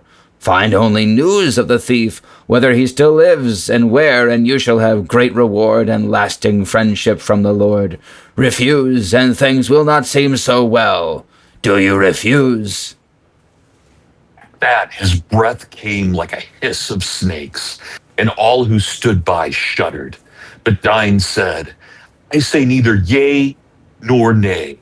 I must consider this message and what it means under its fair cloak." "Consider well, but not too long," said he. "The time of my thought is my own to spend, answered Dain. "For the present," said he, and he rode into the darkness. "Heavy have the hearts of our chieftains been since that night. We needed not the fell voice of the messenger to warn us that his words held both menace and deceit. For we knew already that the power that had re-entered Mordor has not changed, and ever it betrayed us of old. Twice the messenger has returned and has gone unanswered. The third and the last time, so he says, is soon to come before the ending of the year. And so I have been sent at last by Dain to warn Bilbo that he is sought by the enemy, and to learn, if may be, why he desires this ring, the least of rings. Also, we crave the advice of Elrond, for the shadow grows and draws nearer. We discover that messengers have come also to King Bran of Dale, and that he is afraid. We fear that he may yield. Already war is gathering on his eastern borders. If we make no answer, the enemy may move men of his rule to assail King Bran and Dine also. So now we're right into it, and I think this is the only time that we hear the voice of the chieftains of the dwarves, as Gloin puts it. But it's on the basis of this question and this embassy that Gimli joins the Fellowship and fights in the War of the Ring. So that's kind of cool, and it's Tom Shippey, I think, is the one who talks about how beautiful a job Tolkien does of he writes the different voices, and they speak in different registers of the language, and Gloin's dwarvish diplomatic speak is just magnificent. But what strikes me is two things. On the one hand, how poor a job the messenger of Sauron does just disguising how important the ring is to him. It's nothing, it's but a trifle, but if you give it back, we'll give you peace and restoration of Moria and 3 rings and precious things beyond compare. On the other hand, it's striking that Gloin says the dwarves are not tempted by this in the least. Having lived a few more years in the real world, I feel it's maybe the most unrealistic thing in the books, that for the War of the Ring, at least, all the free peoples are united in their rejection of Sauron. Not that there isn't betrayal, plenty of it, especially with Saruman and, well, Ted Sandyman and Lothos Sackville Baggins and too many hobbits in the Shire. And then, of course, there's despair, as with Denethor, and for a while with Theoden. But really, with all that said, it's fascinating that no one in the West is actually proposing peace with Sauron, or no one comes down on that. What are your thoughts on all this, Brad? Yeah, thanks, Father. A couple of things. I didn't remember Shippey saying that. I think about our conversations you and I had, again, now 27 years ago. And I remember it was Phil Nielsen, one of our mutual friends, who pointed out, once we got to the Council of Elrond in our Tolkien Society meetings, that there was something so utterly profound about Tolkien's writing, that we had gone from this adventure. And I remember Phil saying very clearly, this has stuck with me even after a quarter of a century, saying very clearly that one of Tolkien's greatest gifts is that his cadence and his writing style always is commensurate with what's going on in the story. So if we're at a party, Bilbo sounds like we're at a party. If we're at a council, we speak in high diplomatic, statesman-like speech, and that's really stuck with me. So again, I'm not dismissing Shippey saying that. I'm just telling you, Father, that's what I remember. That was one of the things that I took away. One of the many things I took away from our old Tolkien Society meetings. I thought those were just some of the most profound conversations I've ever had in my life, and so much I thought we got into. But I'll say this about this as well, and it strikes me, it's really interesting that Sauron presents himself in the way of being a lord who can actually grant these things. By what reality would Sauron even have to give Moria to the dwarves? I mean, what is it that Sauron thinks he's doing that he could give Moria? Does he know about the Balrog? Does he think he has power over the Balrog? I mean, I'm really curious about that. So when the dwarves hear this, are they thinking, oh yeah, Sauron has the power to give that to us? I mean, that just seems like out of the realm of, it just seems like Sauron's fanciful thinking at that point. But again, I love your point, Father. Who's going to treat with Sauron? Nobody at this point, right? They've learned over the years there's nothing that they can do. They can only fight him. And that's where it's tragic for Middle Earth. There is no real possibility of peace without war. And that takes us back to Sophia's letter. This idea To be a good Christian here, you're going to have to fight. There's no way around that. There's no getting around this idea. And of course, we see that even in the modern world. And I'm not taking sides here by any means. I have strong opinions about this. But you think about what's going on in the struggle with Trump and what's going on there with Iran versus the Pope saying, look, this is totally unnecessary.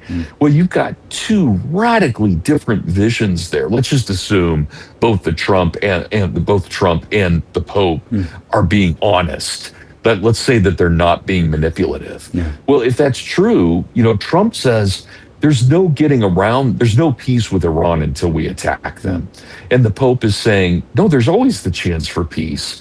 But if we're looking at Tolkien here, in Middle Earth, there is no chance of peace. Yeah. That is not possible at all, right? And I find that both uplifting and depressing at the same time. Yeah.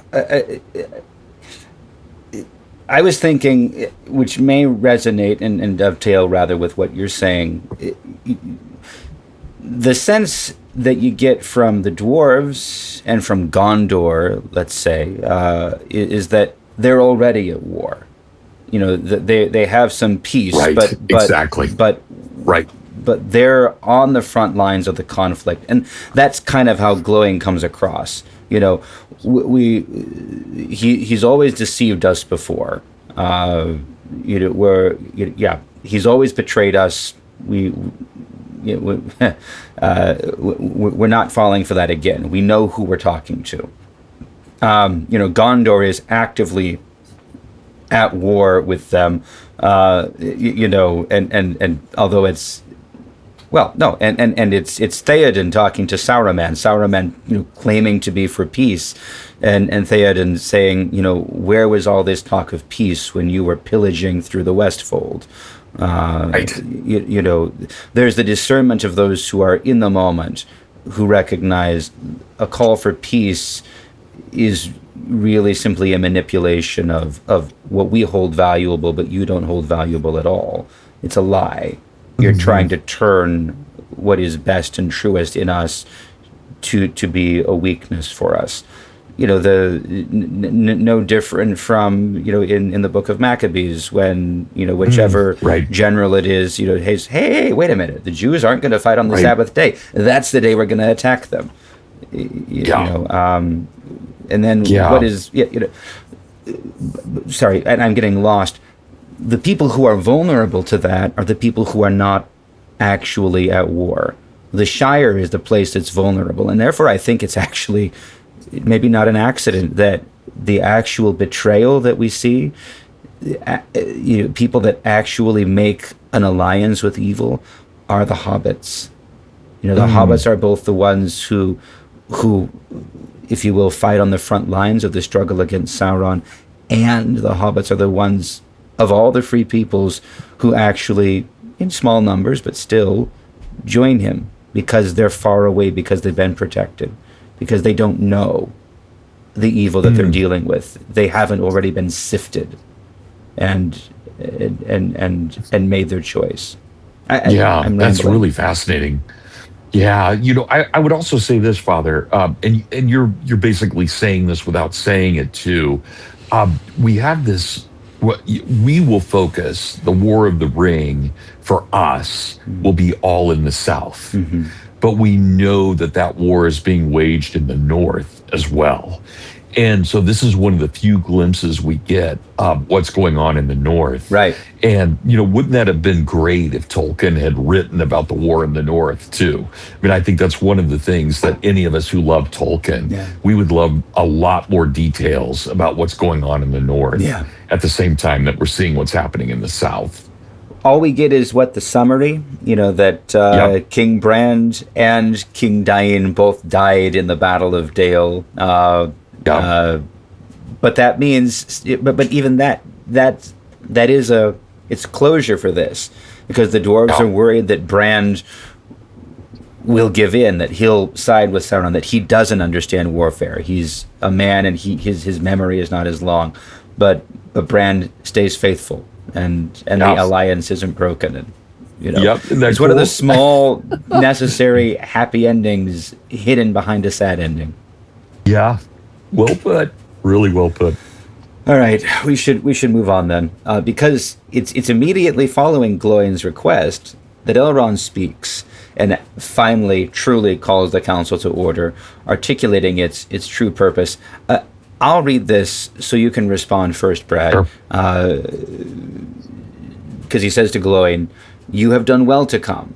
You will hear today all that you need in order to understand the purposes of the enemy. There is naught you can do other than to resist, with hope or without it. But you do not stand alone.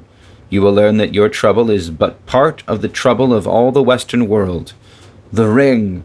What shall we do with the ring? The least of rings, the trifle that Sauron fancies. That is the doom that we must deem. That is the purpose for which you are called hither.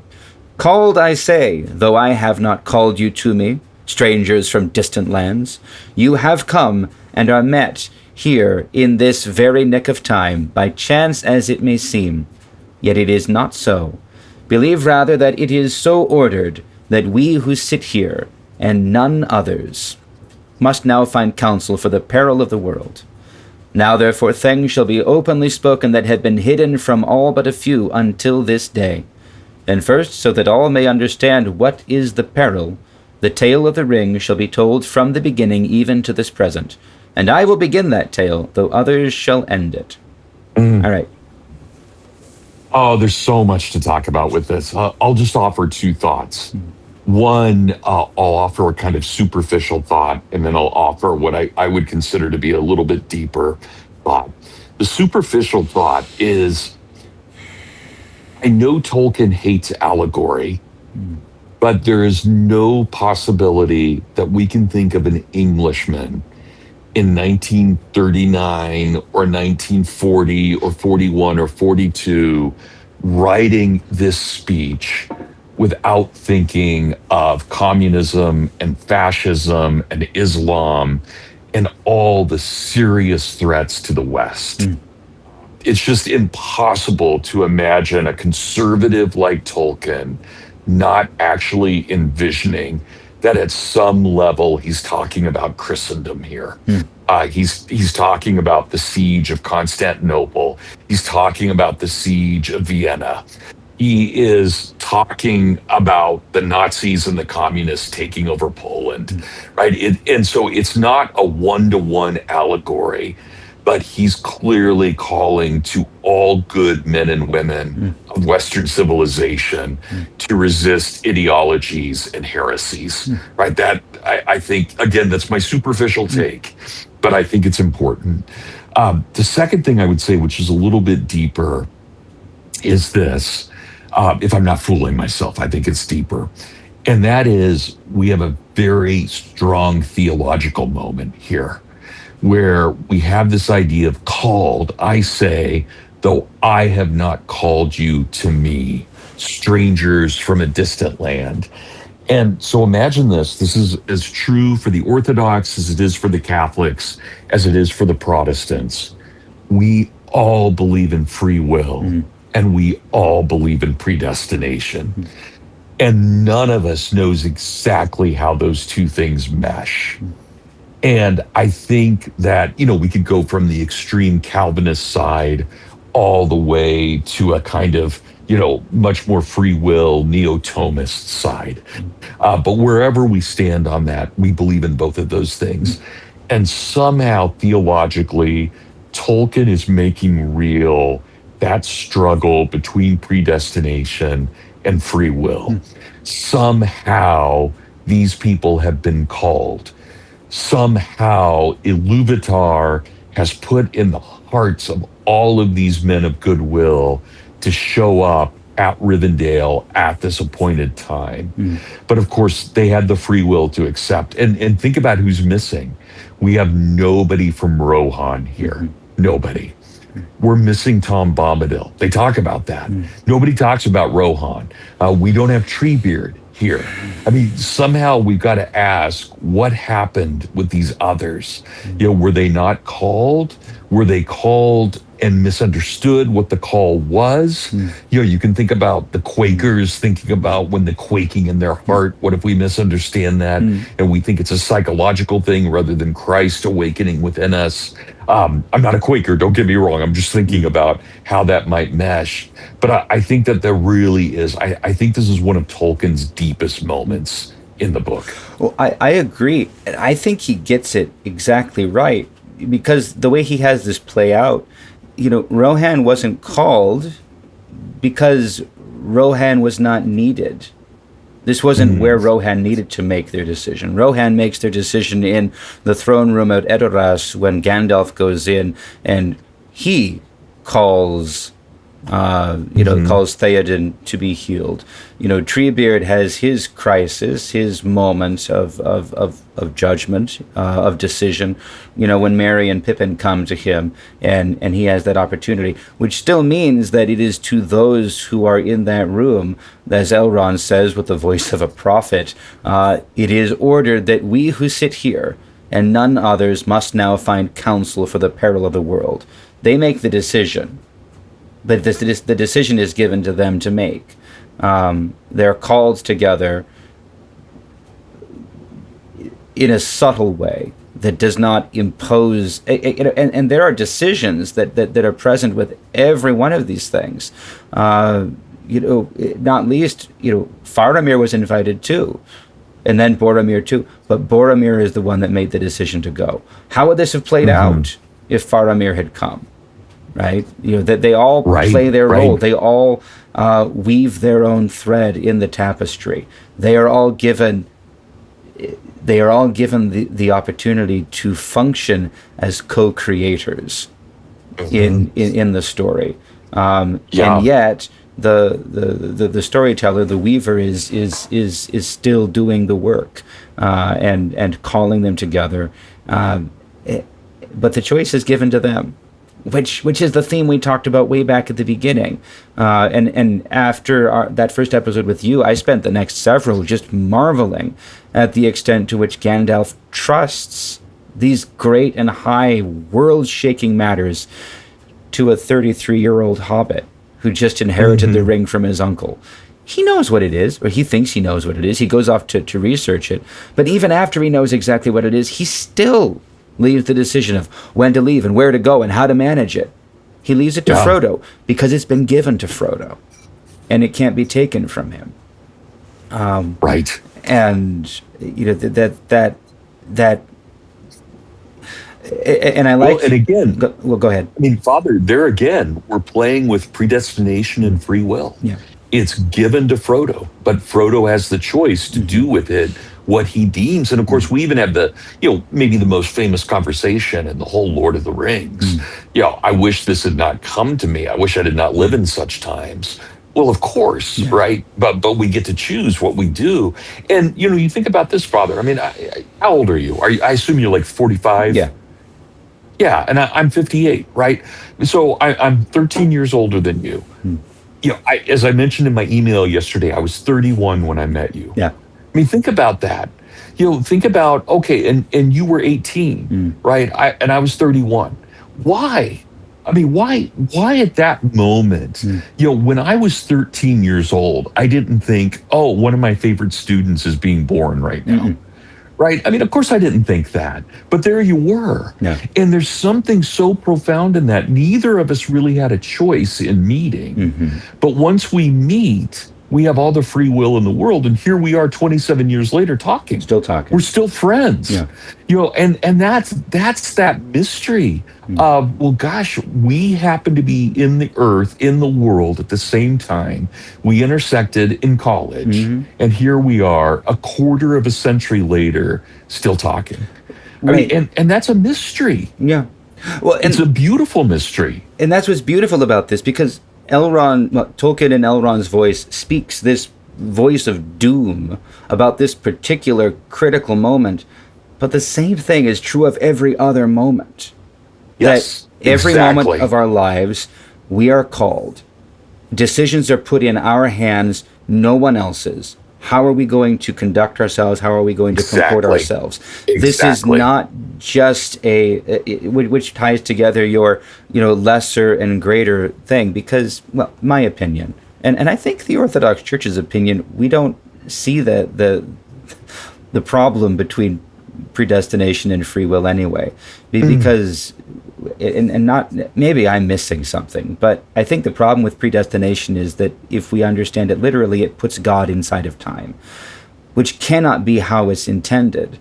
But if God is outside of time and we are inside of time, then predestination and free will are simply different perspectives on that meeting of I our like that. will and God's in the present moment, I like where that. we make the decision: do I choose to submit? Do I choose to work in harmony with God? Do I choose relationship with Him, or do I choose selfishness and turning away and going my own way? That is always the decision, one way or the other. Yeah. Yeah. The reason I bring that up, Father Yeah. Anthony, I mean, two things here, and you can please disagree with me if I'm wrong about this, but it strikes me that when we think about Protestant, Catholic, and Orthodox, there are really two things that distinguish us at a meta level. Number one, this question of free will and predestination. And I think it's more on the Protestant side where they wrestle with it, less on the Catholic Orthodox side. But the other thing is time. Protestants tend to think moment by moment. Catholics tend to think very extended, and the Orthodox tend to think it's a mystery, right? And that, but it really is. I mean, if we could in some way figure out a way to talk about predestination and free will and talk about time, I think we could solve a lot of the differences between the three branches of Christianity. I tend to agree. I think I heard, this is very off in a different direction. Our theological language, our theological systems are what separate us. When we get to the rubber meets the road, how then shall we live? A lot of those differences will fall away, and then they'll be brought back up again as we encounter a roadblock that comes from the theological systems that we've built up, how we talk about this, how we are required to talk about this. The other thing that separates us is just the realities of community, of culture and identity, which are not easily dispensed with. Yeah, that's right. To kind of bring this back to Tolkien, this is, dwarves aren't going to become elves. There's a distinction there, and yet they need to learn to be friends. They need to learn to not be separated by the different versions of stories that they tell. And I wonder, and please, I'm not saying that the only thing that separates Orthodox Christianity from Latin, Roman Catholic or Protestant Christianity is that we tell different stories. I wish it were that simple. Right. But on the same token, we do see a beautiful image of enemies learning to be friends with Legolas and Gimli, because they've both been raised in a context where they hear the stories about the other as the enemy, and then in the moment they're able to see, okay, when the choice of how now shall we live comes, these things can be laid aside, or not laid aside. They can be healed. They can be resolved. I think the profoundest statement, where does the schism come from, is when we stop speaking the same language, and when our way of speaking diverges, and we're no longer in submission to each other. That I think that so that was the point I was going to make. Someone pointed out, the theological language, in the year 400 was primarily in Greek. And then it's translated into Latin, and Latin authors are writing, engaging with Greek concepts, and that's fine. and who am I? I'm talking to a history professor, but this makes sense to me for what it's worth. But those Latin words that are used as analogs for the Greek, they mean something intrinsically in Latin. They're used in a different way, but they work fine when this is the chosen Latin term for this Greek theological concept. But when Greek speakers stop speaking Latin, when Latin speakers stop speaking Greek, then 2 generations, 3 generations down the road, people are reading St. Augustine, they're reading Boethius, they're reading whoever, or maybe Boethius is part of the problem because he's translating Greek as well. He understands it. But at a certain point, you have Latin theologians who are reading Augustine and they're interpreting his theological terms in also reading Cato and whoever else. Yeah. And that's not what the Greek term means. And now we have 2 different theologies where we had one. Yeah, that's profound. And let's, to think about Tolkien for a moment. Remember, one of his great academic arguments was that the Anglo-Saxon language understood Logos about 200 years before the Franks did. Yeah. And that's one of the reasons that the English convert so much earlier than the French do.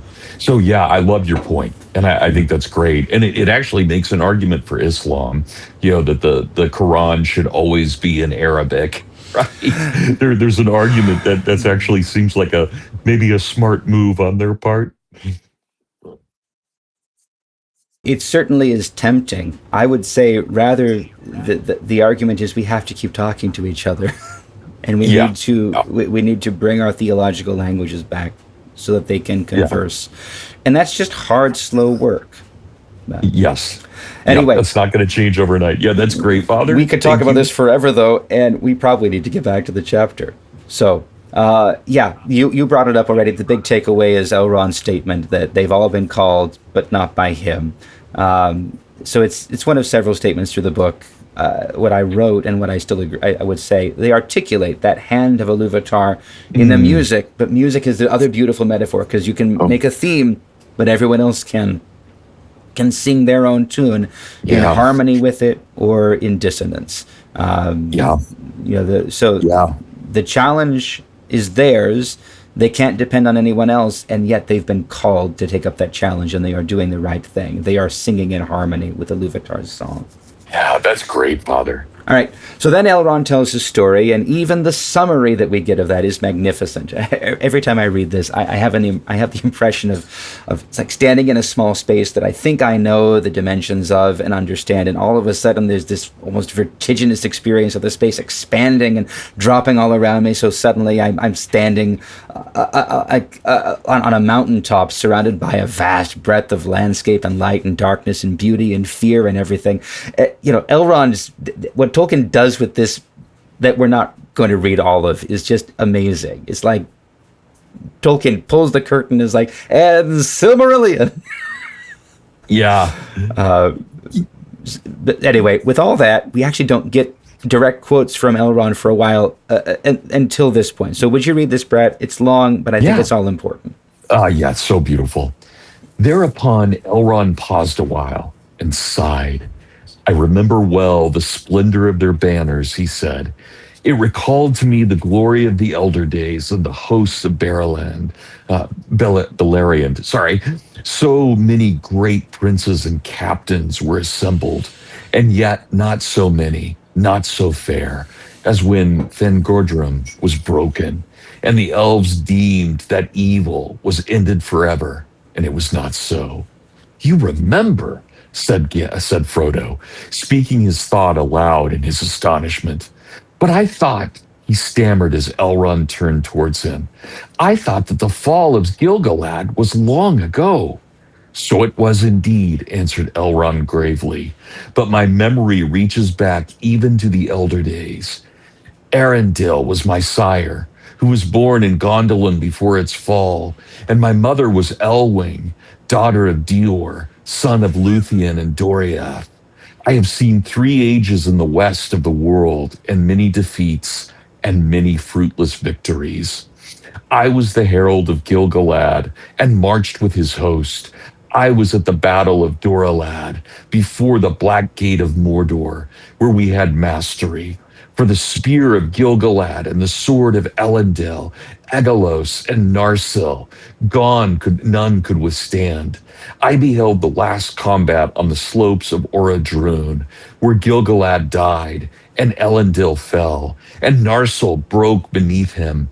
But Sauron himself was overthrown, and Isildur cut the ring from his hand with the hilt shard of his father's sword, and it took it for its own, and took it for its own. At this, the stranger Boromir broke in. So that is what has become of the ring, he cried. If ever such a tale was told in the South, it has long been forgotten. I have heard of the great ring of him that we do not name, but we believe that it perished from the world in the ruin of the last realm. Isildur took it. That is tidings indeed. Alas, yes, said Elrond. Isildur took it, as should not have been. It should have been cast into Orodruin's fire, nigh at hand where it was made. But few marked what Isildur did. He alone stood by his father in that last mortal contest, and by Gilgalad only Círdan stood, and I. But Isildur would not listen to our counsel. This I will have as weregild for my father and my brother, he said. And therefore, whether he would go or not, whether he would or no, he took it to treasure it, but soon he was betrayed by its death. And so it is named in the north Isildur's bane. Yet death maybe was better than what else might have befallen him. Only to the north did these tidings come, and only to a few. Small wonder it is that you have not heard them, Boromir. From the ruin of the Gladden fields where Isildur perished, 3 men only came ever back over the mountains after their long wandering. One was Otar, the esquire of Isildur, who bore the shards of the sword Elendil, and he brought them to Valendil, the heir of Isildur, who being but a child remained here in Rivendell. But Narsil was broken, and its light extinguished, and it has not been forged again. Fruitless did I call the victory of the last alliance? Not wholly so. Yet it did not achieve its end. Sauron was diminished, but not destroyed. His ring was lost, but not unmade. The tower was broken, but its foundations were not removed, for they were made with the power of the ring, and while it remains, they will endure. Many elves and many mighty men, and many of their friends had perished in the war. Anarion was slain, and Isildur was slain, and Gilgalad and Elendil were no more. Never again shall there be any such league of elves and men, for men multiply, and the firstborn decrease, and the two kindreds were estranged. And ever since that day, the race of Númenor has decayed, and the span of their years has lessened. Yeah. I love Elrond's narrative voice. Anyway, I think the main impression here, and the one that Tolkien underscores for us by putting recognition of it in the mouth of Frodo, is this is literally a first-hand eyewitness account of something that happened 3,000 years before. This is like it's.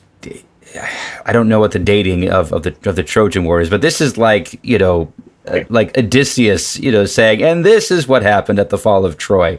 Now, the authority and the strength and the grief and the sorrow and maybe the hope that comes through in Elrond's voice is really striking.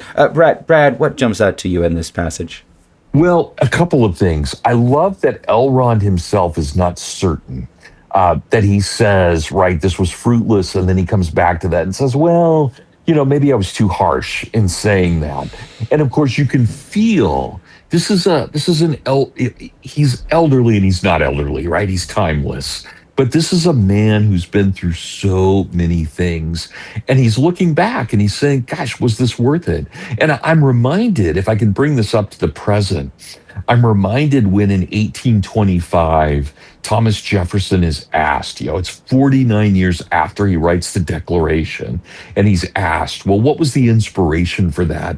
And you can feel this elderly man really reminiscing and saying, gosh, those were the glory days. What was the Declaration really about? And he says it, right? And I know that's not our topic here, Father Anthony, but I love that idea. And I get that sense that's Elrond. He's both proud and concerned at the same time. He's thinking, did I remember this right or did I not?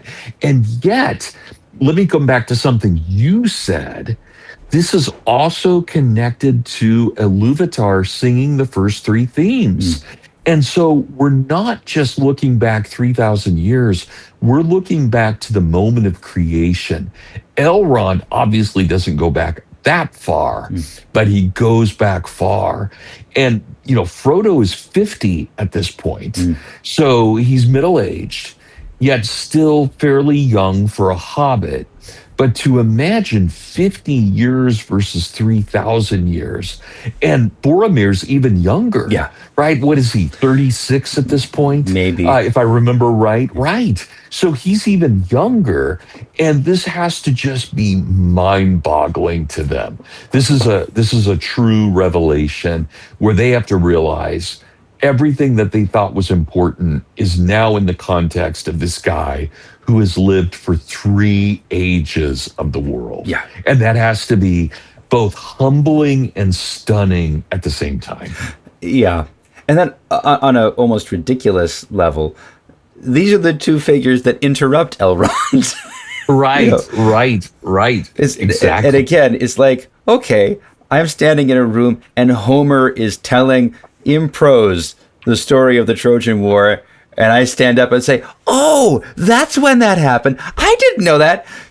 Yep. And the amazing thing is right. the patience and the kindness that Elrond shows both to Frodo and to Boromir. Like, Yeah. It's nothing shows the grace and the authority and the highness of Elrond so much as the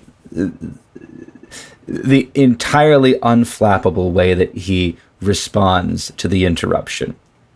Right. That's well stated. Yep. A few things that are striking. The reference to Elrond's ancestry. We hear that he's the descendant of Luthien, kind of just in passing, and we hear talk about Thangorodrim. We don't know anything about any of that, and yet there's so much there. Right. The description of the last combat, it almost sounds like it's this like arranged Mortal Kombat, but I don't think that can be it.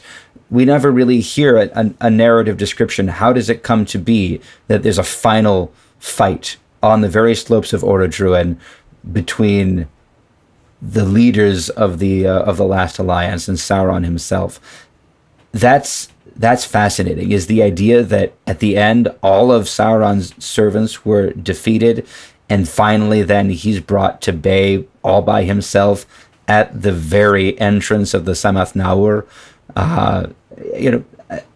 That's really a neat thought. And even there, he destroys almost everybody that comes against him. Yep. And the tragedy in that moment of Isildur taking the ring and not destroying it when it's literally right there. Right. Right. And he could have done away with it just at that moment. And also, there too, Elrond didn't force the issue. Círdan didn't force the issue.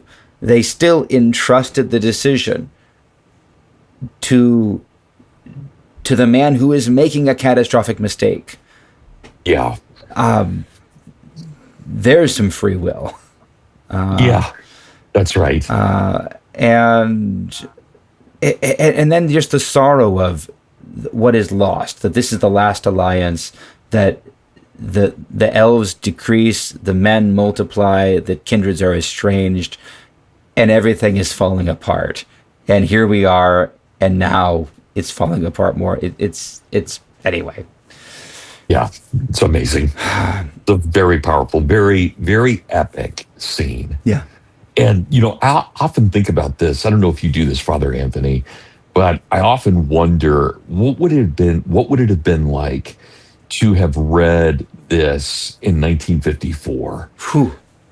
Before the Two Towers comes out, before the Return of the King, long before the Silmarillion. Right. So this suddenly, and of course, this is one of Tolkien's greatest successes. He gives so much depth to his history. Yeah. Right. It's so believable.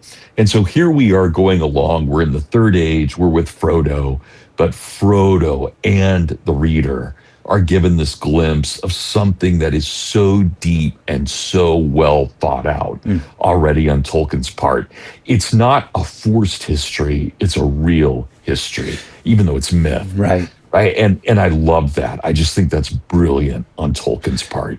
And any other writer, any other media, you'd see references to that history, and now I've got to be jaded. I'm like, they don't have anything behind that. They're just throwing a word out there, and they're probably never going to deliver on it.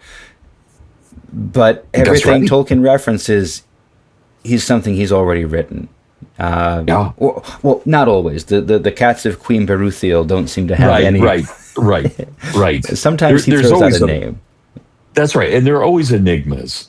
But even then, he's still curious. Like, well, where did that name come from? It has to mean something, right? He's doing that constantly in his scholarship. Yeah. So you've got the language, you've got the story, you've got logos, you've got mythos, right? All of these things at the same time. Yeah, brilliant. Yeah. Just brilliant. The other thing I want to note here, and I'm pulling this from the companion, Hammond and Skull. What Elrond says here is a very constrained summary of the entirety of, the end of the first and then the second and the third ages. And Tolkien wrote a great deal more. I didn't know until I saw it in the companion that he intended to include all of that, because he couldn't include it in the chapter itself because it would have become way too long. He intended to include it in the appendices, but I don't know why it didn't go into the appendices. So it was published ultimately in the Silmarillion, and that's what Of the Rings of Power and the Third Age is. Apparently, it's the I guess the précis. Well, no more than that, but the summary or the expansion of what was said. At this. And this is why I don't think we can really get into the textual history of this chapter, because really the textual history is around this chapter, Tolkien wrote and expanded the whole history of the Second and the Third Age, and the story of Numenor and its downfall. All of these things that's the stuff he was working on as he started drafting and redrafting this chapter in particular, filling out the world in which all of this is happening. Yeah, my sense is, you get glimpses of the Second Age as early as 1937 with The Lost Road, but it's not really until he writes the Notion Club papers between 1944 and 46. And then he solidifies everything for what would have been the earliest version of the Silmarillion, that he really wrestles with the Second Age. So I think obviously we've got a great glimpse of the Second Age here in The Lord of the Rings, but it really won't come to fulfillment until after The Lord of the Rings is published. That's when we really see a great focus on what's going on with that Second Age. Yeah. And I'm assuming that this chapter saw substantial revisions after he'd actually finished the whole narrative, had gotten Frodo and Sam to Mordor, had gotten, I agree. Aragorn and Legolas and Gimli and Merry and Pippin to Rohan and Gondor. Right. And then he goes back and really develops the landscape that he describes, so that it all matches. But it's because it's striking, it's shocking almost that what is laid out here is effectively an outline of, here are all the places that we're going to go from here and see in more detail. Right.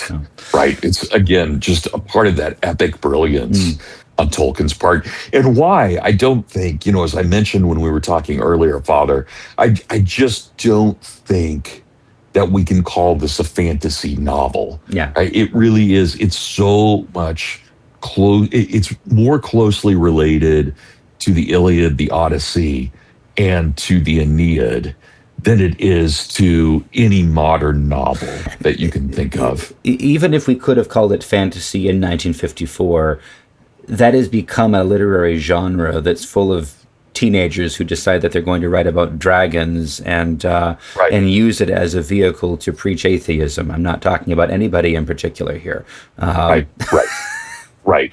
Yes, exactly. And at that point, the genre, connecting that to what Tolkien does is meaningless. There's almost nothing in common except that there's dragons and swords. Yeah. Right. Anyway, we should move on. So Elrond keeps going. He gives the history of Arnor and Gondor and their decline. He basically describes, like we said, the places the Fellowship will come to once they pass the Argonath. And then he comes to the end of his story, saying that the finding of the ring is for others to tell. Then Boromir interrupts again, stands up and speaks about his land, about Gondor, both in pride at what they've done and in an acknowledgement that really surprises me in its frankness, going back at this, that they are coming to the end of their strength, that they are about to be defeated if help does not come. He says that only a few months before, in June, they had been driven from their last foothold in Ithilien by a great black horseman, a dark shadow under the moon that filled everyone with fear and madness, so that all fled before him. We know who that is. The point being that his people do need help. And then I'll read this bit so you can comment. He says, I was in the company that held the bridge, the last bridge in Osgiliath, until it was cast down behind us. 4 only were saved by swimming, my brother and myself and 2 others. But still we fight on, holding all the west shores of Anduin, and those who shelter behind us give us praise. If ever they hear our name, much praise, but little help. Only from Rohan now will any men ride to us when we call. In this evil hour I have come on an errand over many dangerous leagues to Elrond. 110 days I have journeyed all alone. But I do not seek allies in war. The might of Elrond is in wisdom, not in weapons, it is said. I come to ask for counsel and the unraveling of hard words. For on the eve of the sudden assault, a dream came to my brother in a troubled sleep, and afterwards a like dream came oft to him again, and once to me. In that dream I thought the eastern sky grew dark, and there was a growing thunder. But in the west a pale light lingered, and out of it I heard a voice, remote but clear, crying, Seek for the sword that was broken. In Imladris it dwells. There shall be counsels taken, stronger than Morgul's spells. There shall be shown a token that doom is near at hand. For Isildur's bane shall waken, and the halfling forth shall stand. Of these words we could understand little, and we spoke to our father Denethor, Lord of Minas Tirith, wise in the lore of Gondor. This only would he say, that Imladris was of old the name among the elves of a far northern dale, where Elrond the half-elven dwelt, greatest of lore masters. Therefore my brother, seeing how desperate was our need, was eager to heed the dream and seek for Imladris. But since the way was full of doubt and danger, I took the journey upon myself. Loth was my father to give me leave, and long have I wandered by roads forgotten, seeking the house of Elrond, of which many had heard, but few knew where it lay. Thoughts about this before we move on, Brad? Yeah, two thoughts. Number one, this is deeply medieval in the sense that we can imagine we are a small band of people who are under siege. Maybe we're the Spanish and the Muslims are coming in. Maybe we're in Constantinople and the Turks are at the gate. Yeah. Or maybe we're in Vienna and the Turks are at the gate. You get that feeling that, again, I know it's not allegorical, but clearly Tolkien is drawing upon so much of what has happened in Byzantium as well as in in Western civilization. So much real experience. Exactly, exactly. And we often forget. Tolkien fought in World War One. Yes, the enemy were the Germans, but the other enemy were the Turks. Right? We often forget that the Turks were as desperate of an enemy as were the Germans. And so that would not be lost on Tolkien, knowing that. And the other thing I would say is we really get a glimpse of the divine here in a very Platonic fashion. The idea of the dream that comes to both Boromir and to Faramir. We don't know Faramir's name yet, but it comes to both of them. And, this is so Platonic, the idea that God would speak to us through our dreams. And so that, I think, again, we're getting back into theology, but into metaphysics as well. So, yeah, and just amazing, and I know we've said this a couple of times, Father, but you think about, we're just doing passage by passage, and yet each one of these passages has so much thought and depth to it, whether it's a depth of historical and mythic understanding or a depth of metaphysical and theological understanding. It's just clear, that Tolkien spent years writing this, and just what a mind, what an incredible mind. Yeah, and I like your point. There's so much theology present in this, and it's not hidden, but it's not beating you on the head with it, and yet they're all called together. He doesn't say by whom, and now there's an active intervention in the moment of crisis, on the eve of the assault, before the assault happens. They're not told what to do about the assault. They're told, this is your dark hour, this is where you need to go. The other thing that I think I'll talk about more as we go on, we get a really fascinating picture of Boromir's personality.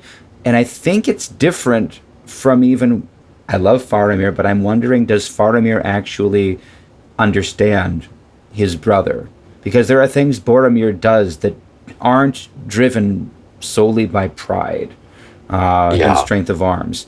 There's a care for his brother. He doesn't want him to be, I don't know. I think there's more here. But we'll come to that as we move on. The action moves quickly. So immediately after this, Aragorn stands and responds to the verse and the question. Would you read this, Brad? Sure. And here in the house of Elrond, more shall be made clear to you, said Aragorn, standing up. He cast his sword upon the table that stood before Elrond, and the blade was in two pieces. Here is the sword that was broken, he said. And who are you, and what have you to do with Minas Tirith? Asked Boromir, looking in wonder at the lean face of the ranger and his weather-stained cloak. He is Aragorn, son of Arathorn, said Elrond, and he is descended through many fathers from Isildur, Elendil's son of Minas Ithil. He is the chief of the Dunedain in the north, and few are now left of that folk. Then it belongs to you and not to me at all, cried Frodo in amazement, springing to his feet as if he expected the ring to be demanded at once. It does not belong to either of us, said Aragorn, but it has been ordained that you should hold it for a while. And that's a little bit of a voice of doom for Frodo. He's like, oh, I have to keep it. Anyway, go ahead. Bring out the ring, Frodo, said Gandalf solemnly. The time has come. Hold it up, and then Boromir will understand the remainder of the riddle. There was a hush, and all turned their eyes on Frodo. He was shaken by a sudden shame and fear, and he felt a great reluctance to reveal the ring and a loathing of its touch. He wished he was far away. The ring gleamed and flickered as he held it up before them in his trembling hand. Behold, Isildur's bane, said Elrond. Boromir's eyes glinted as he gazed at the golden thing. The halfling, he muttered. Is then the doom of Minas Tirith come at last? But why then should we seek a broken sword? The words were not the doom of Minas Tirith, said Aragorn, but doom and great deeds are indeed at hand. For the sword that was broken is the sword of Elendil, that broke beneath him when he fell. It has been treasured by his heirs when all other heirlooms were lost. For it was spoken of old among us that it should be made again when the ring Isildur's Bane was found. Now you have seen the sword that was sought. And what would you ask? Do you wish for the house of Elendil to return to the land of Gondor? I was not sent to beg any boon, but to seek only the meaning of the riddle, answered Aragorn proudly. Boromir. Yet we are, Boromir proudly. Yet we are hard pressed, and the sword of Elendil would be help beyond our hope, if such a thing could indeed return out of the shadows of the past. He looked at Aragorn, and doubt was in his eyes. So, the thing that I had stuff that I was going to say, but the thing that jumps out to me here is they don't have or maybe they do have a script for how this is going to go, but Boromir brings a divine word from a dream, and Gandalf and Elrond follow the script. And Aragorn, seek for the sword that was broken. Aragorn stands up and gives it, and then Gandalf says, bring out the ring. The script has been given by the Valar.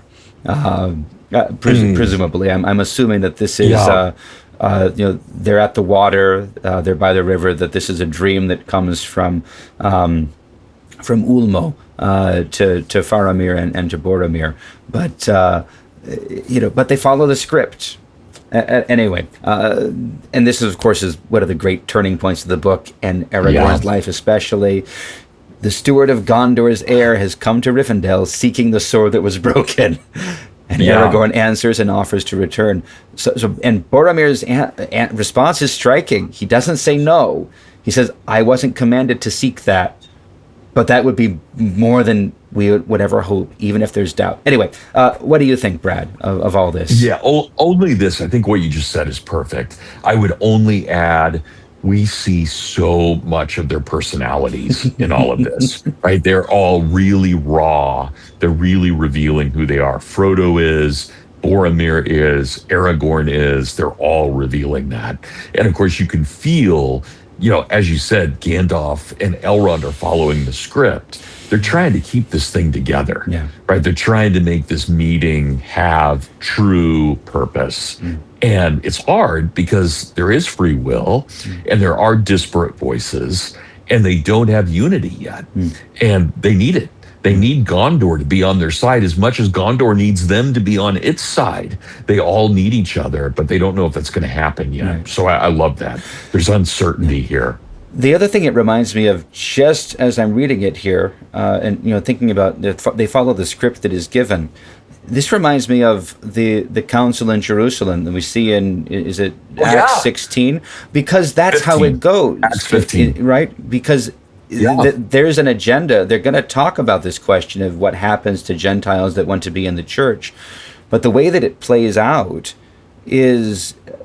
I mean, I was going through this with my parish recently and working backwards from the letter they sent. It seemed good to the Holy Spirit and to us. And I had originally read that as them saying, we have been given the authority by the Holy Spirit to make this decision, and therefore what we say is, in the name of the Holy Spirit. But the way that the council plays out is they are actively, intentionally discerning. They're talking about, they're bearing witness, each of them individually, to the work of the Holy Spirit in the disparate communities. So they talk again and again about the signs of Pentecost that happened in the house of Cornelius, among the Gentiles in Asia Minor. Paul and Barnabas bear witness, Peter bears witness, and then James in Jerusalem interprets, he fills the role of Elrond and says, okay, he follows the script and says, this is clearly what God is doing in our midst, and therefore this is what our decision needs to be. So that statement, it seemed good to the Holy Spirit and to us, is simply a statement, this is what we have been shown. and we Yeah. act in harmony with it. Yeah, and I would also, I'd just add this, Father. I actually think the Council of Jerusalem is one of the most important arguments in favor of the Orthodox view of authority versus the Catholic view of authority, because there James is the patriarch of Jerusalem, and he has greater say than Peter does. And I always find that as like, oh wow, that's kind of, as a Catholic, I'm like, oh wait, where's Peter? but James has final authority. So I always love that. It's interesting, and yet they all speak in council. Yeah, they all that's are, right. they are all deferring to one another and deferring to the guidance of the Holy Spirit, which they're recognizing in the life of the church. Which is, how do you quantify that? You can't Sure. define or put a box around that. It's simply any more than you can put a box around any relationship. But as human beings, we crave that certainty. We yearn for a clear system of this is how it works. These are the checks and the balances, and it will always work this way. Right. Because if this part of the machine breaks, then this is the backup. But that's not how a relationship actually functions. Right. Well put. Yeah. And it's where the rubber meets the road, and actually living life is where that's where we can actually talk. It seems. Yeah. Anyway, I love all this. I gladly read all of this aloud, but I think we need to just sum up what follows, and then we can talk about the whole thing. Aragorn speaks in his own turn. He describes his life and work and that of his long forefathers in defending the weak and ignorant with little thanks, drawing a connection, saying, what you have done in Gondor, Boromir, we have done in the north. And then he ends by saying, if simple folk are free from care and fear, simple they will be, and we must be secret to keep them so. That has been the task of my kindred, while the years have lengthened and the grass has grown. But now the world is changing once again. A new hour comes. Isildur's bane is found. Battle is at hand. The sword shall be reforged. I will come to Minas Tirith. Isildur's bane is found, you say, said Boromir. I have seen a bright ring in the halfling's hand, but Isildur perished ere this age of the world began, they say. How do the wise know that this ring is his? And how has it passed down the years until it is brought hither by so strange a messenger? Anyway, I think this is funny because Boromir interrupted Elrond's line of attack, and now Boromir brings it back to where Elrond said, others will tell the story of the ring. I'll sum up the rest of this, and then you can read the end of, because now Gandalf tells the story.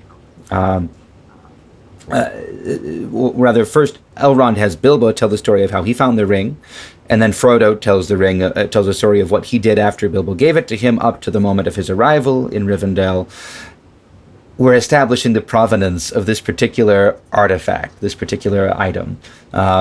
But that still leaves the whole space of time from when Isildur lost it in the river to when Bilbo found it. And for that, Elrond calls on Gandalf. So Gandalf talks about how the White Council overthrew the Necromancer in the same year that the ring was found. Talks about how the Necromancer was indeed Sauron. He went back to Mordor, and how the White Council learned that he was searching for the ring, but Saruman assured them that everything was fine. The ring had gone down the river into the sea and was lost, and they were safe. Gandalf says he was still anxious, despite Saruman's words, and he decided to look for Gollum, he decided to look for Gollum, but Gollum got away when he left the mountains. So Gandalf left it there until when Bilbo left, when he had the party, which is the last time you and I talked, Brad, when we discussed how strange Bilbo's behavior is, how concerning it is, the way he calls it his precious. He gets angry at Gandalf. He struggles to let it go. That's what scares Gandalf enough that he goes looking for Gollum again. He asks Aragorn to help. They search all through Wilderland over those 17 years, effectively, struggling to find it, to find Gollum, and they don't find him. Gandalf is giving up hope. He thinks maybe Isildur put something in the archives in Minas Tirith. He goes there, and he finds a scroll, and that's where I think we'll pick up. If you read what follows, Brad, because this is like the doom is rising. And Boromir there lies in Minas Tirith still, unread, I guess, by any save Saruman and myself since the kings failed. A scroll that Isildur made himself. For Isildur did not march away straight from the war in Mordor, as some have told the tale. Some in the north, maybe, Boromir broke in. All know in Gondor that he went first to Minas Anor and dwelt a while with his nephew Melindil. Menelil. Not sure I'm saying Menelil, Yep. instructing him before he committed to him the rule of the South Kingdom. In that time, he planted there the last sapling of the white tree in memory of his brother. But in that time also he made the scroll, said Gandalf, and that is not remembered in Gondor, it would seem. For the scroll concerns the ring, and thus wrote Isildur therein. The great ring shall now go to be an heirloom of the North Kingdom, but records of it shall be left in Gondor, where also dwell the heirs of Elendil, lest a time come when the memory of these great matters shall grow dim. And after these words, Isildur described the ring such as he found it. It was hot when I took it, hot as a glade, and my hand was scorched, so that I doubt if ever again I shall be free of the pain of it. Yet even as I write it is cooled, and it seemeth to shrink, though it loseth neither its beauty nor its shape. Already the writing upon it, which at first was as clear as a red flame, fadeth and is now only barely to be read. It is fashioned in an elven script of Eregion, for they have no letters in Mordor for such subtle work, but the language is unknown to me. I deem it to be a tongue of the Black Land, since it is foul and uncouth. What evil it saith I do not know, but I trace here a copy of it, lest it fade beyond recoil. The ring misseth maybe the heat of Sauron's hand, which was black and yet burned like fire. And so Gil-galad was destroyed, and maybe were the gold made hot again, the reading would be refreshed. But for my part, I will risk no hurt to this thing. Of all the works of Sauron, the only fair. It is precious to me, though I buy it with great pain. When I read these words, my quest was ended. For the trace writing was indeed as Isildur guessed, in the tongue of Mordor and the servants of the tower. And what was said therein was already known. For in that day that Sauron first put on the ring, Celebrimbor, maker of the three, was aware of them. And from afar he heard him speak these words, and so his evil purposes were revealed. And before we go back and talk about all of this, we'll just finish the summary. Gandalf continues telling his story. He goes north, he detours to speak with Gollum, because Aragorn had caught him in the meantime. And in the words of Aragorn, Gandalf endured long speech with him. So I'll read Gandalf's response, because it sums up what he learned. Yes, long and weary, said Gandalf, but not without profit. For one thing, the tale he told of his loss agreed with that which Bilbo has now told openly for the first time. But that mattered little, since I had already guessed it. But I learned then first that Gollum's ring came out of the great river, nigh to the Gladden fields. And I learned also that he had possessed it long, many lives of his small kind. The power of the ring had lengthened his years far beyond their span, but that power only the great rings wield. And if that is not proof enough, Galdor was the elf that had asked, how do we know this is the ring, before Boromir did, there is the other test that I spoke of. Upon this very ring which you have here seen held aloft, round and unadorned, the letters that Isildur reported may still be read, if one has the strength of will to set the golden thing in the fire a while. That I have done, and this I have read. And of course he reads the ring verse, first in the language of Mordor, and then the common tongue. Would you read this, what he says about that, Brad? For if that tongue is not soon to be heard in every corner of the West, then let all put doubt aside that this thing is indeed what the wise have declared, the treasure of the enemy, fraught with all his malice, and in it lies a great part of the strength of old. Out of the black years come the words of the smiths of Eregion heard, and knew that they had been betrayed. one ring to rule them all, one ring to find them, one ring to bring them all, and in the darkness bind them. So I didn't want to interrupt the crescendo. Tolkien wasn't musical, and yet he writes with such a music. And this chapter just is ascending in intensity and volume and grandeur and terror to this point, which is like, okay, it's symphonic. It's incredible. Nice. On this reading, I mean, there's so much we can say about this. The thing that strikes me is how completely Boromir accepts that Isildur had the High Kingship, and he had, in fact, been the one that delivered the rule of Gondor to Anarion's son, Meneldil. That was the point that I think had been denied all those years before when the last king, or one of the last kings of Arnor, made the claim for the throne of Gondor and was rejected. They said, no, Isildur ruled in the north, Anarion in the south, Isildur has no claim here, but Boromir knows differently, and he says it in public. And that point secures Aragorn's claim. I can't imagine Boromir's ignorant of the significance of his admission here. Even maybe he could be unguarded, but he's not trying to protect his role as steward here. There's actually an implicit invitation to Aragorn that he please come back. He's skeptical, but again, this is surprising to me reading through this. Right? I mean, there's so much more here, but this is what's surprising me. And it's fascinating because it calls into question Faramir's statement much later in the books when he's talking to Frodo and Sam and questioning whether Boromir would actually have accepted Aragorn's return once they got to the city, once they were competing in war. Anyway, I'm liking Boromir a lot in this reading. Yeah. Yeah, he's hard not to like. He's such a fascinating character. And I'm not a huge fan of the Peter Jackson movies, but Sean Bean as Boromir is perfect. Yeah. He's such a good actor, and he does such a good job of making us both love and then feel tragedy when Boromir falls, right? We get that. He's excellent. What else would you say about this whole, narrative that Gandalf provides, Brad? Yeah, well, I think, again, it's worth remembering Boromir is young. Yeah. And, he's a warrior. He's not a scholar. He's not thought like a scholar. He knows that he may be the next steward, but he's also very, very open to the king returning. He has enough lore that he knows that that's a possibility. And I like that. Unlike Denethor, who we'll see be unwilling to give that up, Boromir, at least in theory, says, yeah, this makes sense.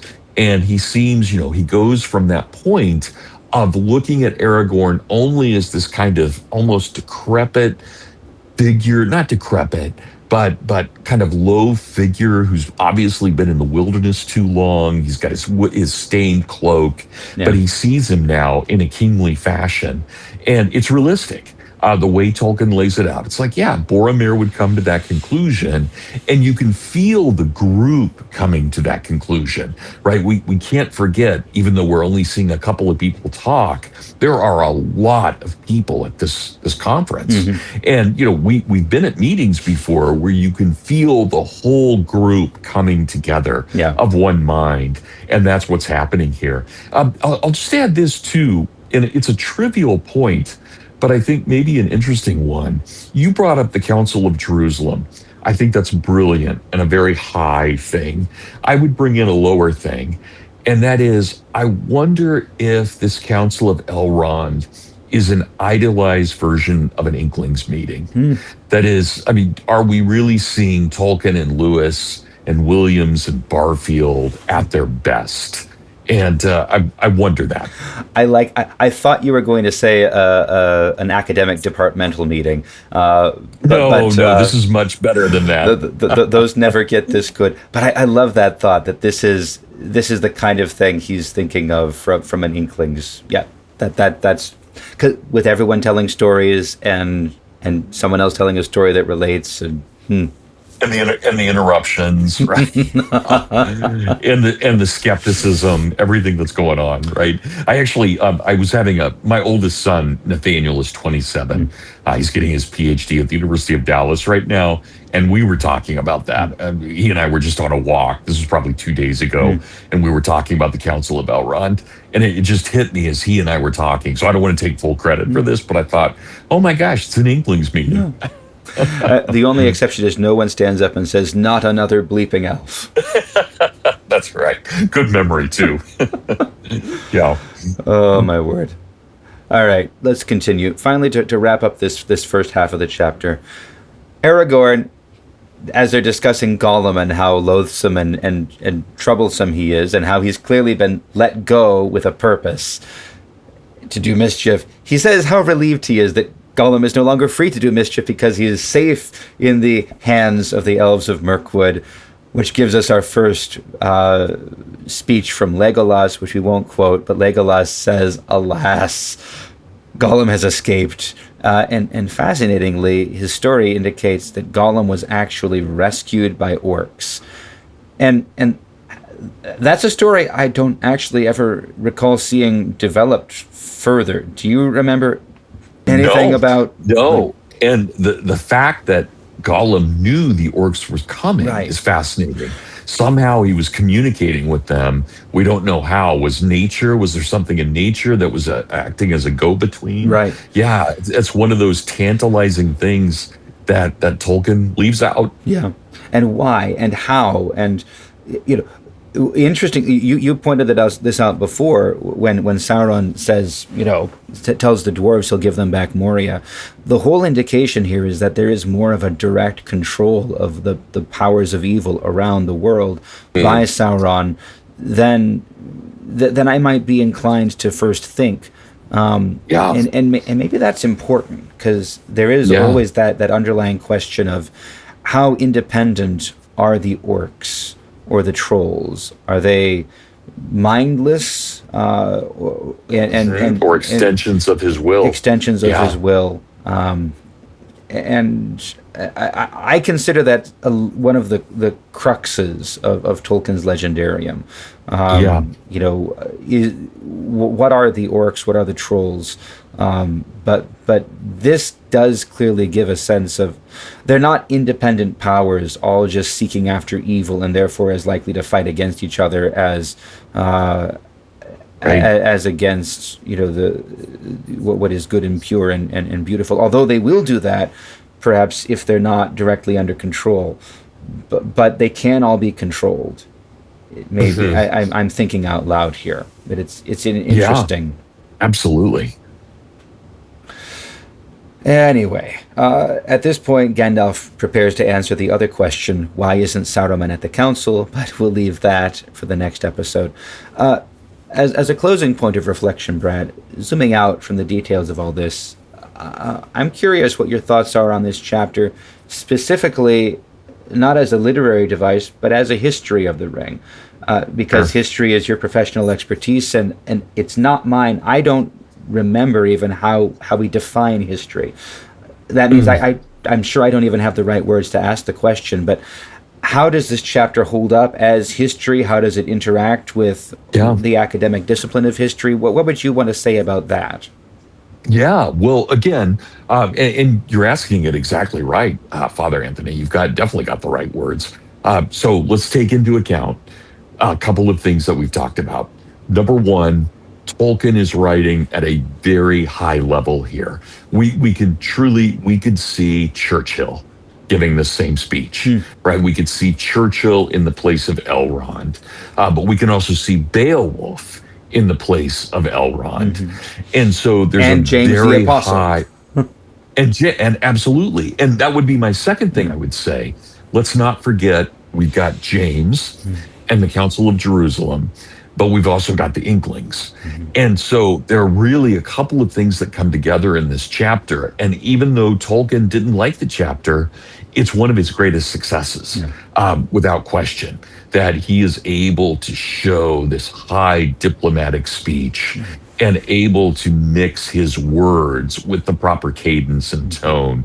And yet we still see the interruptions. It still is very human. Frodo interrupting, Boromir interrupting, Sam not even supposed to be there, right? And yet he doesn't interrupt, which is to his credit. Yeah. But all of that going on, and even things we haven't talked about, like Bilbo presuming that he would be the one who would have to take the ring, right? And Boromir shocked by this, but when he looks around at the room, he reads the room and realizes nobody else is shocked by this because they all know Bilbo. So there are just so many beautiful things in this chapter, and it's also a breathing. It's a moment of breathing. We have been nonstop pursuit, trying to get away from the Black Riders, and suddenly the Black Riders have presumably been upset, and now we've got this moment where we can think. And what do we do at that time?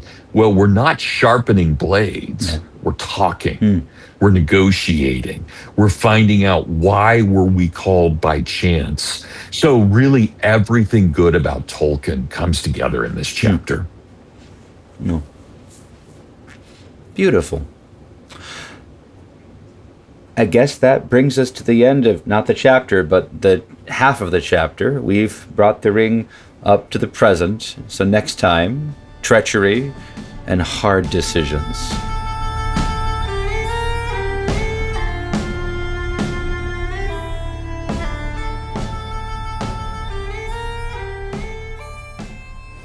Now, we've read a lot from the book already, but we always give our guest co-hosts a chance to read something of their own choice from Tolkien's vast body of work, and it's always delightful, it's always illuminating. Do you have anything to share with us today, Brad? I do. I want to read specifically from Minas Tirith, chapter 1 in book, let's see, what this be, book 5. Right. So for me, I'm reading the 1-volume edition. This is on page 748. Pippin woke to the sound of voices. Another day of hiding and a night of journey had fleeted by. It was twilight. The cold dawn was at hand again, and chill great mists were about them. Shadowfax stood streaming with sweat, but he held his neck proudly and showed no sign of weariness. Many tall men, heavily cloaked, stood beside him, and beside them, behind them, in the mist, loomed a wall of stone. Partly ruinous it seemed, but already before the night was past, the sound of hurried labor could be heard. Beat of hammers, clink of trowels, the creak of wheels. Torches and flares glowed dully here and there in the fog. Gandalf was speaking to the men that barred his way, and he listened. As he listened, Pippin became aware that he himself was being discussed. "Yea, truly, we know you, Mithrandir," said the leader of the men, "and you know the passwords of the 7 gates and are free to go forward. But we do not know your companion. What is he? A dwarf out of the mountains in the north? We wish for no strangers in the land at this time, unless he be a mighty man of arms in whose faith and help we can trust." "I will vouch for him before the seat of Denethor," said Gandalf. "As for his valor, that cannot be computed by stature. He has passed through more battles and perils than you have, Ingold, though he be but twice his height. And he comes now from the storming of Isengard, of which we bear tidings, and great wariness is on him, or I would wake him. His name is Peregrine, a very valiant man." "Man," said Ingold dubiously, and the others laughed. "Man," cried Pippin, now thoroughly roused. "Man, indeed not. I am a hobbit, and no more valiant than I am a man, save perhaps now and again by necessity. Do not let Gandalf deceive you." I love that. For so many reasons, I love that. Every time I read this, I don't know how you do this, Father Anthony, but it works with you as well. I fall more and more in love with Pippin. I think that Pippin is such a great figure.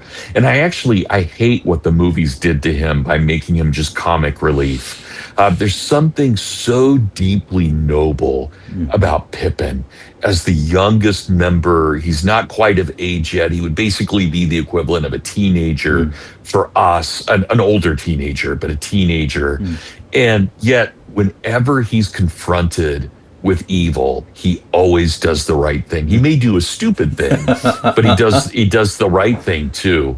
And I love that. He's a mixture. And here he is. He has been traveling at high speeds with Shadowfax and Gandalf. And suddenly he's immersed in a world he's never seen. And when we look at that world, notice how Tolkien describes it. The walls are falling apart. The men are trying to fix up this old place.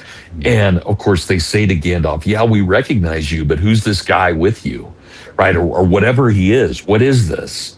And Gandalf speaks truly. He's a valiant figure. And of course, the joke about being a man, he's not a man, but he is valiant. And I doubt if Pippin had ever thought of himself as valiant up to that point, because that's not who he is. And yet, in a sense, he's utterly valiant because he had never thought of himself as such. So I love that.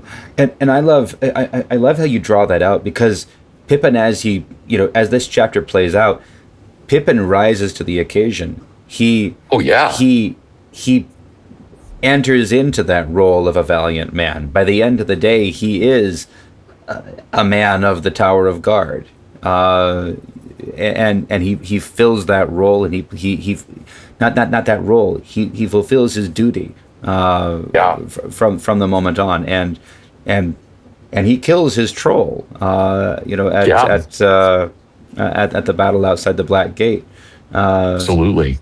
So there's some foreshadowing there as well, with this strange collision of the men of Minas Tirith working too late on the wall, and Gandalf, effectively the prophet, arriving, and Pippin, from a completely different context, showing up as well. The collision of all three, it lets us know what's going to be happening with the rest of the storyline. And I love the whole story with Baragon. I think Baragon's a fascinating secondary character. There's just a lot, and of course it's Pippin who gets Treebeard roused. You can follow I know we follow Frodo and Sam, but we can follow Frodo and Merry. I'm sorry, Pippin and Merry, and they basically do just as much for the war as Frodo and Sam do. And they, in a sense, they represent the Shire almost more than Frodo and Sam do. Something my brother pointed out. I had my brother, Father Timothy. You remember him? I don't know if he took classes from you, but he came on and he said, he was pointing out, you got to remember, Pippin and Merry are if you will, the scions of the two greatest houses. The two Hobbit families that can claim leadership of the Shire.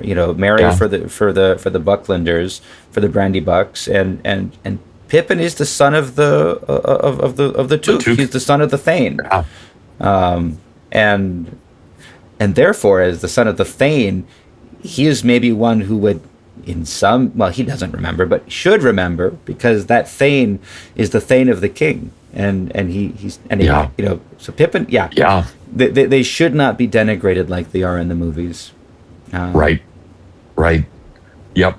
Anyway, thank you so much for sharing, Brad. Now, I hate to tear us away from the Hall of Fire, but it's time for something rather different.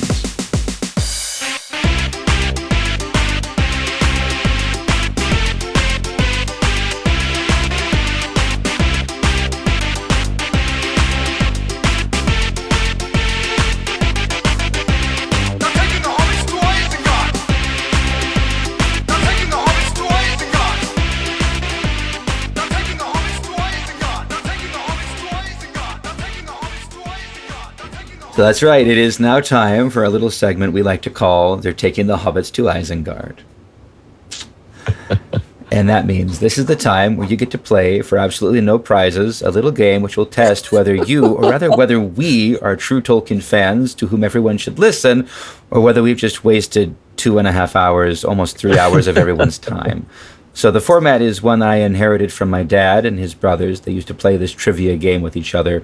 So the game is, one of us will read a quote from Tolkien's works, and the other has to tell who the speaker was. All right. We can get bonus points if we can give the context, even if we miss the actual speaker, and those bonus points might just save us Context will get us half a point. So if you can tell who the speaker is, context or no, we get a point.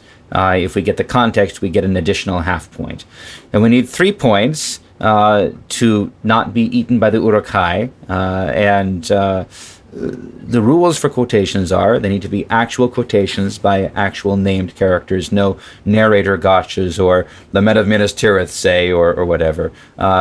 Second, it needs to be a full sentence or a sentence fragment if that's all that is quoted from the capitalized word at the beginning to the comma or period at the end of the quote. And 3, we'll only use The Hobbit and Lord of the Rings. So one example, my dad got me with this way back when I was young. He said the quote was, "There let it lie until the end," which is from this chapter we've been reading. It's Saruman who speaks it, but Gandalf is quoting Saruman. Oh, man. So oh, gosh. let the player beware. And yes, you'll get a chance I'm going to be terrible at this fine. I don't think so. But you get to stump me too. So I'll give you 3 quotations, and you'll give me 2. If we get 3 points, we're survived. Okay. But if not, then the Uruk-hai will make a meal of us. Okay. And the other thing, I have a category which is a bit of a hint as well. Okay. My category for you is quotes within quotes. So it's all skullduggery all day for me, but you can do whatever you like for me. All right. So here's your first quote. I have about 10,000 orcs to manage. Oh, no, but it's a quote within a quote, right? It's a quote within a quote. I have about 10,000 orcs to manage. Oh, is that it's? Oh, I'm not sure the quote within the quote. I'm thinking it's either Gandalf or Treebeard. Gandalf after. No, it's got it. I'm going to say it's Treebeard talking to Gandalf. But I can't remember. I think it's in Flotsam and Jetsam. You're exactly right in terms of the context. The speaker is actually Pippin. Oh, okay. Because he's Pippin giving telling the story. words. Yeah, right. Okay, that's good. You got me. And the speaker is Gandalf. Is being quoted because Treebeard says to Gandalf, "I'm a little busy here. I have a wizard to manage." And Gandalf responds to Treebeard, "Yes, I know you've done so much, but I have about 10,000 orcs to manage. Can you spare anything to help?" That you got me. But I'm glad I did as well as I did. Yeah. Well, again, you got the context exactly perfectly. Yeah. All right. So, what do you have for me? Oh, okay. I thought you did 3 and then I did 3. So we'll take it in turns. Okay.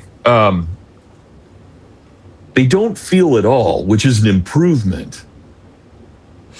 I don't feel at all, which is an improvement. Ooh, boy.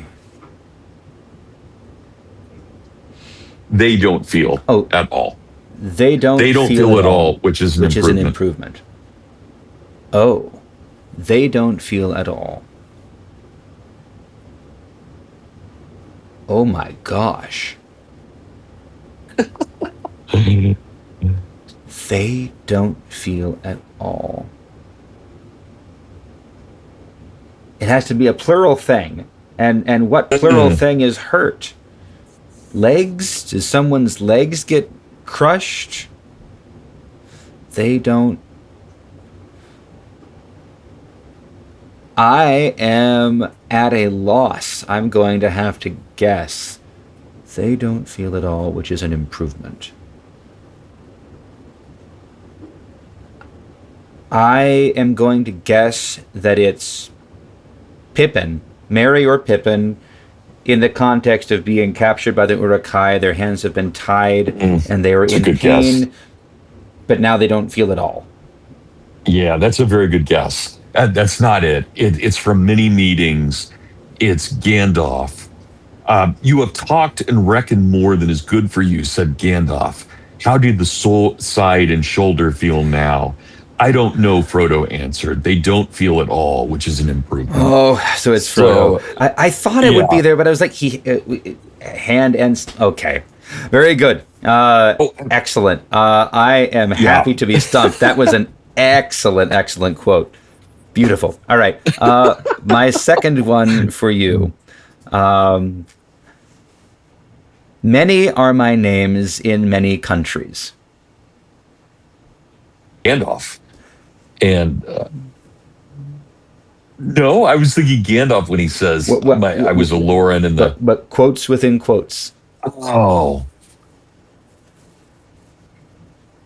Because the context, you're exactly right. But